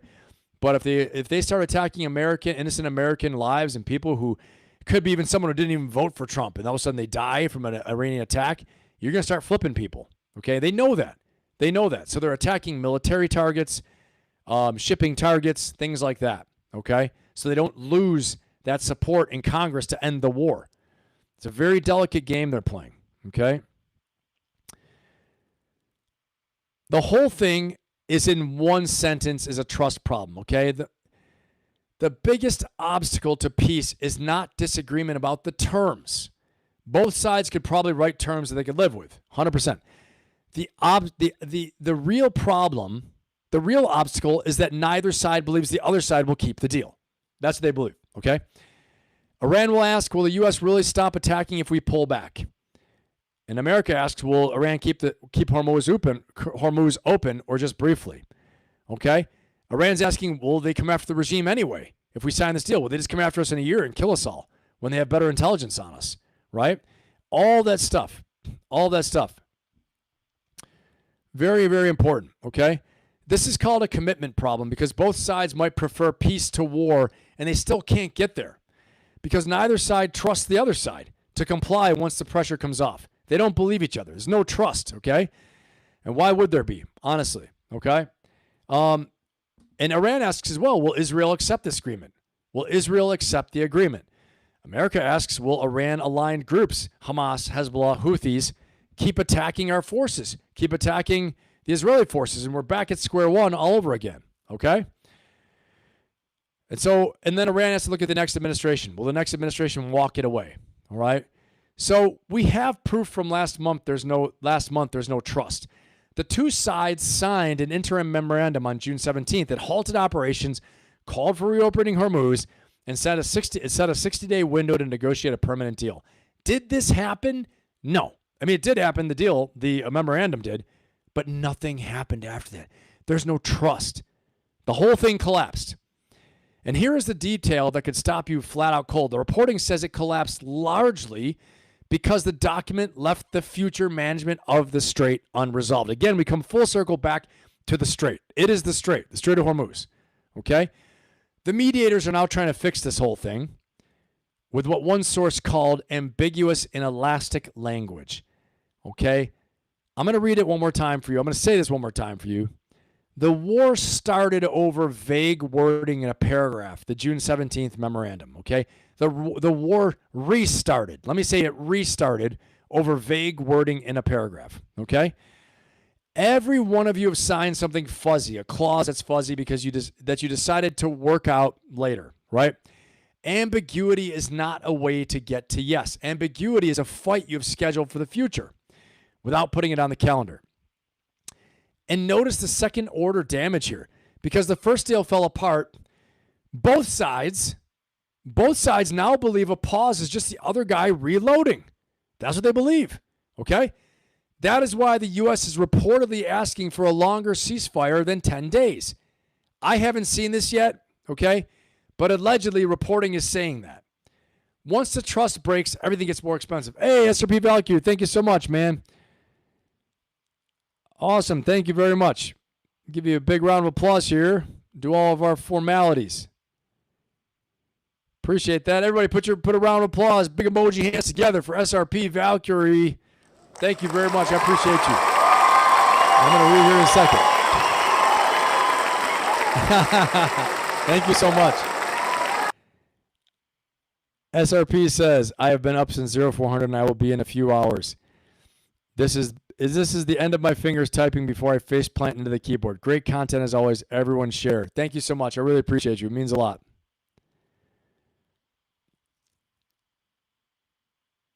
Awesome. Thank you so much, SRP Valkyrie. Appreciate the support. All right. So think about your own audience now, right? Where are you demanding trust that you have not given a reason to extend? Okay? Where are you demanding trust from somebody that you have not given a reason to extend it, right?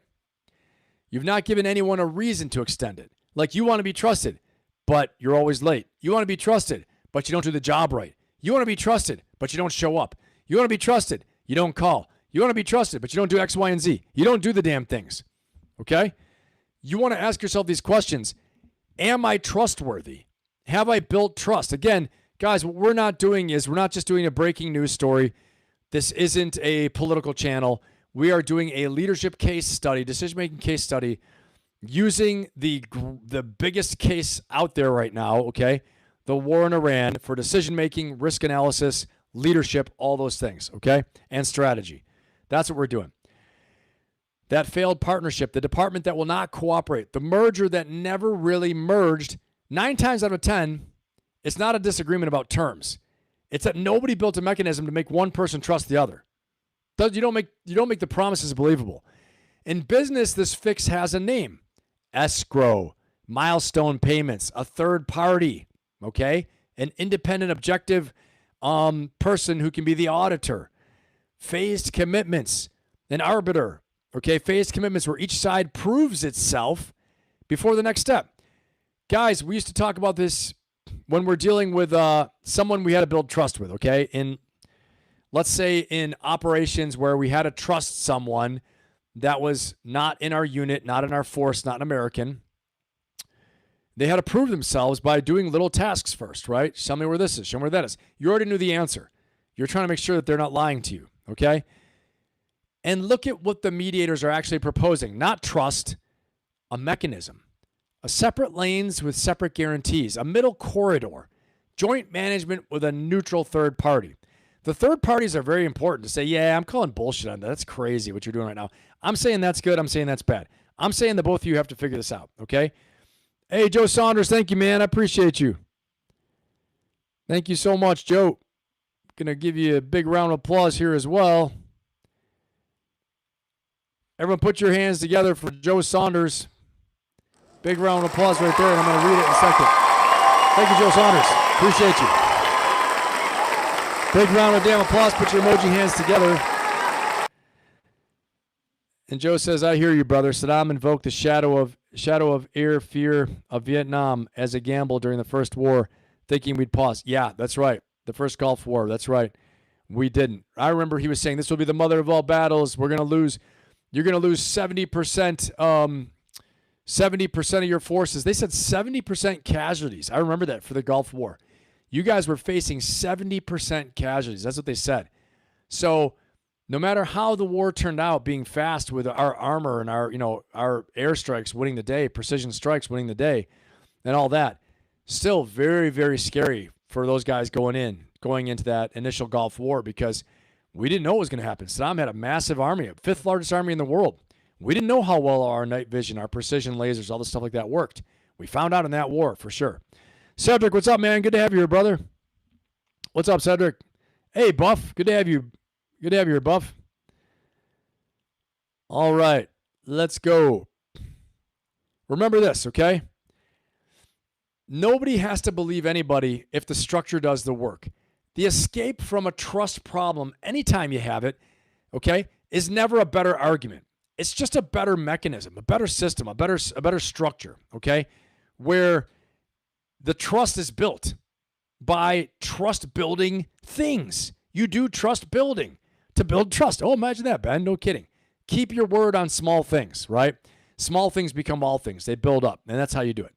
All right, let's go into the forecast now. We're officially in a Benathon now. Everything I'm about to give you in this forecast is my structured estimate as of today, July 22nd, okay? These are not government intelligence estimates. Research institutions usually analyze scenarios and incentives. They don't publish precise, percentages of these things. So we're building these from current military and diplomatic reporting, public statements from the administration, published research from places like CSIS, Brookings, and Carnegie, the history of how coercive pressure and regime change operations have actually gone, and my own read on game theory and how things are actually going, okay, and what each side is saying that they want. These numbers could change the moment the indicators change. You have to know that. Like I said, you have to have some indications going. And at the end, I'm going to tell you which exactly indicators to watch and what does what, okay? So people keep saying, let's just do what we did to Saddam Hussein in Iraq. I can't tell you I've heard that many times. Let's be precise. In 2003, the operation removed Saddam Hussein, his government fast. It did it very fast. Weeks, not months. But the occupation, the insurgency, the political rebuilding went on for years. It was horrible. We were losing 100 people per month. 100 service members per month were KIA at one point, okay? At one point in the war. Actually, for about a year of the war, maybe two, from 2004 to through 2006, it was reaching like 100 service members a month who were getting killed when I was there, okay? Which means destroying a regime and successfully ending a war are really two completely different things, okay? We could flip the regime in Iran, but really ending the war and putting in a new regime change, rebuilding are two different things. We did the first one quickly. The second one took a decade, okay? And I don't know how successful he did it, because ISIS then came in and they finally fought them off with us. We had to go back in and do it, right? But I want you to understand that destroying a regime is a military job. Replacing it with a working government is a political project. We don't do that stuff anymore, okay? At least I hope we still don't. Preventing civil war and regional collapse is a security commitment that lasts for years. This is why we're not doing it, why we're not going in there and just flipping the table with a ground force, okay? Anyone who talks about the first one without the second one, flipping the regime, without all the other stuff I'm talking about, the political rebuild, is not doing strategy, okay? They're doing a highlight reel and just doing like exciting shock and awe, okay? So this is the main forecast chart right now. All right, let's talk about probabilities. Number one, here's where we're at. A fragile ceasefire or armistice, but no comprehensive settlement. We're at 40% right now, okay? We are at a comprehensive or substantially durable negotiated settlement, 25%. These numbers are down from the last time I did this. Okay? Continued limited air, missile, and maritime war, 22%. And I want to say this to you, okay? The last one is the scariest for me. Major escalation involving U.S. ground forces and ground operations. We're at 10%, okay? Roughly 10%. This is up from 0% a few months ago, okay? So fast forward another month, we could be at 25% for a major U.S. ground war. I don't know as things are going, okay? The bottom line is that if you combine all of these probabilities of maritime, ground, air operations, we're getting on a projected, protracted campaign of warfare at about a 30% rate, okay? 30% probability that this is the way it's going to go. About a third of the chances, right? 33%, 30%, that it's going to go with protracted long-term combat, okay? That's not so good for the global economy, for prices, for politics, for all these things, okay? So I'm going to bring up some more things now too. Individual calls, all right? Full U.S. ground operation, raids, island port, seizure, okay? We're in the range of 10 to 30% of that happening. Not a protracted, long, big, massive U.S. ground operation. That's 10%. But anywhere from 10 to 30% chance of a limited U.S. ground operation taking place, okay? That's bumped up like freaking hugely. We were at like 5% 60 days ago, okay?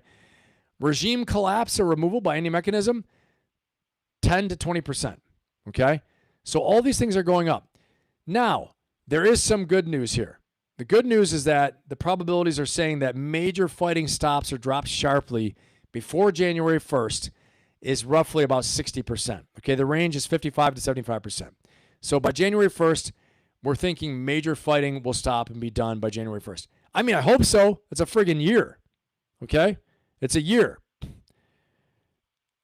He yelled at Saddam coming out of the hole. Are you Saddam Hussein? That's hilarious, actually. Yeah. Okay? So what did these numbers say? I want to be straight with you about something, okay? Today pushed in two directions at the same time. And I'm not moving my numbers much because of it, okay? Pushing towards war. The Pickaxe Mountain threat, the 11th night widening, the second choke point closing, actually 12th night of strikes now. Pushing towards peace, a 5-country truce being put on the desks of both countries, right, of Trump administration and the IRGC. Iran sending its interim minister to Pakistan to keep mediation alive, and Rubio saying publicly that the U.S. remains willing if they actually are going to do it. When the evidence moves hard in both directions on the same day, that is not confusion, okay? That's what chicken looks like from the outside. Remember, we will escalate in order to get people to the table, okay? Increase the pain physically in the escalation in terms of the war to get people to the table. Both drivers are reaching for the wheel. As the fear goes up, the pain goes up. Who can take more, okay? Someone who's really trying to make these forecasts, you can't chase the headlines. If you move your numbers 10 points dramatically either way, all right, you're not really going to be forecasting, okay? You're reacting, basically. And this is not a precise science. Obviously, I'm, definitely using a lot of different indications, using AI as well in this, so I can give you guys kind of what game theory algorithms are coming up with for all this stuff out there, okay? So I think the leadership lessons are a lot more important for this whole thing than the forecasting, but just to give you guys an idea of where this could be going according to all the sources and information out there, okay? So I want you guys to think about this. The biggest chance that the fighting stops is almost 65%, 70%. That's a really good thing, right? And I think the gap of only a 25% of a real durable settlement, that's the real story right there. Ceasefire is not peace. A ceasefire is just a pause where both sides catch their breath and reload. That's what we've seen so far. That's what happened before, okay? We watched it happen last month. And I'll say that the single most likely outcome, it's not victory and it's not defeat. It's a limited ceasefire, okay? And it stops the shooting, and that's it. But it leaves the nuclear program, the sanctions, and final control of the Strait of Hormuz unresolved. And possibly the Straits of Bab al-Mandeb closed by the Houthis. Still closed. So again, we get back to the original whole thing. What's the next move? And yes, while the numbers remain small for a ground war and ground operations, and I don't want us to do this, but I'm telling you as a strategist, what I see is that you either you leave, you get a negotiated settlement, or you escalate and you smash the hell out of them and you win decisively. Okay? And those are some of the remaining things that could happen. And it's not attractive to anybody. Okay? Trump can say at this point that American pressure would push Iran back to the table if he escalates more, and Iran can say it stood up to America and the regime survived. That's the only way I think we're going to have a negotiated settlement is if both sides can save face.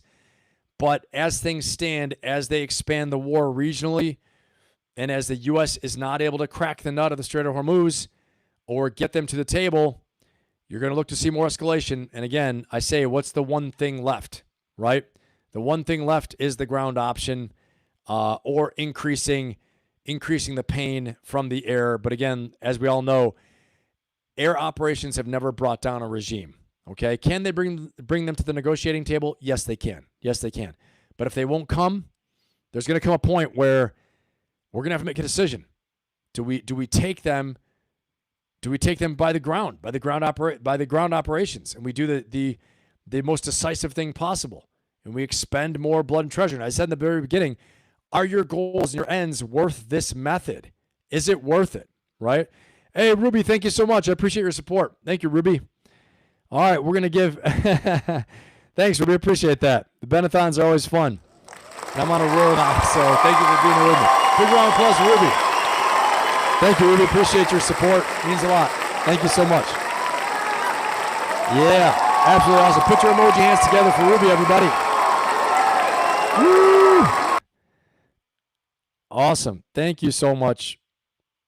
And so that's where we get back to now, though, right? What is the one option? And the one number that I talked about, the one thing that's driving everything else that tells us how this is going to end is, what are the chances of a negotiated settlement? What are the chances that this is going to work, right? The one thing that tells me is that they're expanding the war and they're escalating and they won't come to the table. So when they won't, they're going to increase the pounding, increase the pain, until it becomes very, very urgent.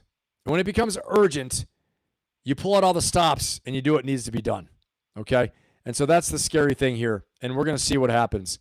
But again, I appreciate all your support for sure. We are definitely in a Benathon.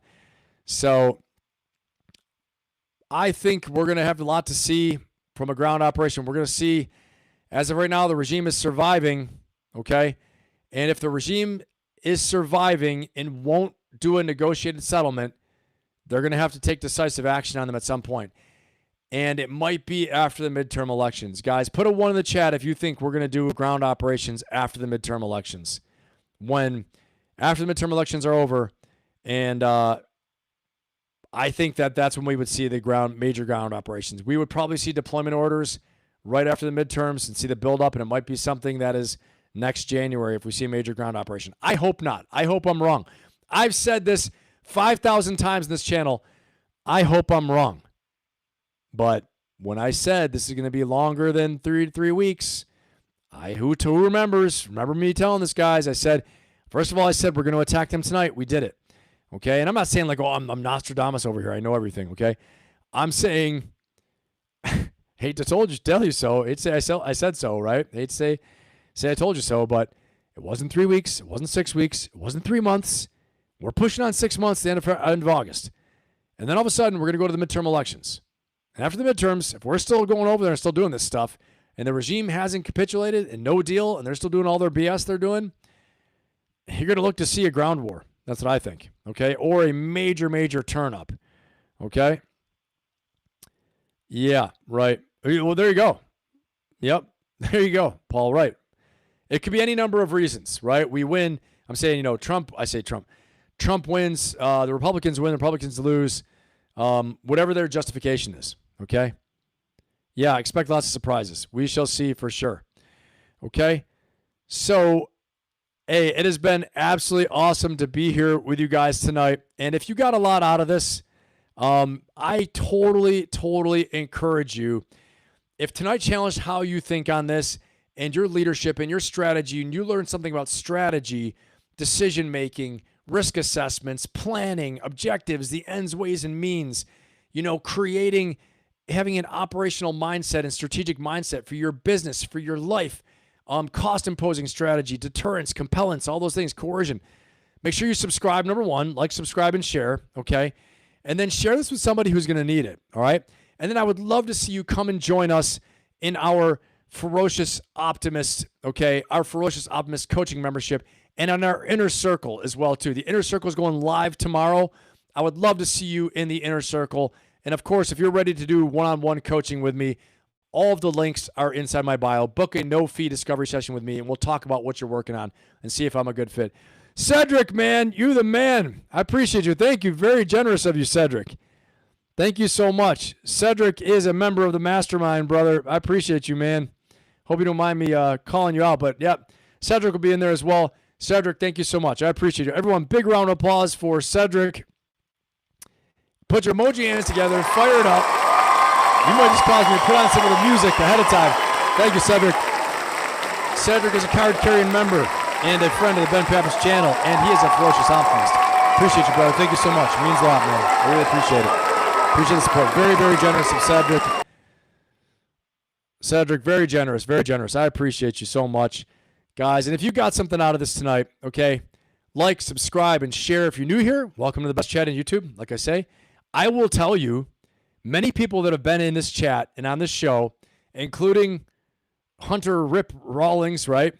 The author, Russia expert, New York Times bestselling author, Jake, Bobby, everybody else who comes in here, would talk about how smart, Nate says it, Aaron, everybody, how smart our chat is, okay? And how intelligent, and how you guys are like really, great thinkers and strategists. And, everybody tries to up their game around you guys because you do a great job, okay? So please keep it up. I'm proud to be a member of this with you, and you guys make this absolutely awesome, and thank you so much. Like I said again, I would love to see you in my Ferocious Optimist coaching membership. I would love to see you in the weekly mastermind, my Inner Circle. The links are all in my bio. Check it out. Costs you nothing to take a look at it. Consider it. Take a look at it. Join it. We're going to be live tomorrow, Thursday, 5 p.m. Pacific time in the Inner Circle if you join today. And I will be live at 3 p.m. Pacific on Saturday in my Ferocious Optimist Group coaching membership. Okay, again, if you join today, you'd be right in there. And the cool thing is you have access to my entire library, my entire vault of all my coaching sessions, okay? And if you love this stuff I'm doing in here, all right, wait till you get in there, and it is like laser-focused tools, techniques, strategies. You are in a Zoom call with me. I will answer your questions. I see you. I hear you, okay? We are listening. You can DM me every day on our private DM platform, our private community platform. That's through the Kajabi platform. Very versatile, okay? You can binge watch all of the episodes. I've got almost 20 episodes for my monthly group coaching membership. I've got close to 20 episodes of my weekly mastermind that just started in January. January or February, we just started it up, okay? The weekly mastermind. You can binge watch those. I've had people do that over a weekend, watch like 7 or 8 episodes. They do their own personal development on their own time. I put challenges in there. It's absolutely awesome, guys. I'd love to have you join, okay? And like I always say, it's been such a pleasure to be here. Don't forget to make yourself better, make the world better. Have an amazing, amazing night. I will be back here, same bat time, same bat channel for Ferocious Friday because Nate's out, Aaron's out. Big happy birthday to Nate at Valhalla over there. Don't forget to give him a shout out. Tell him happy birthday. And I will be here on Friday. Who knows what guests we will have, but we're going to have a great time no matter what. Friday is Ferocious Friday. We're going to have a party time. And I will see you all very, very soon. Don't forget to go get yours. Let's go. I'll see you all soon. Thank you so much, everybody. Woo! Yeah! Feel that kinetic hit. Let the energy ignite.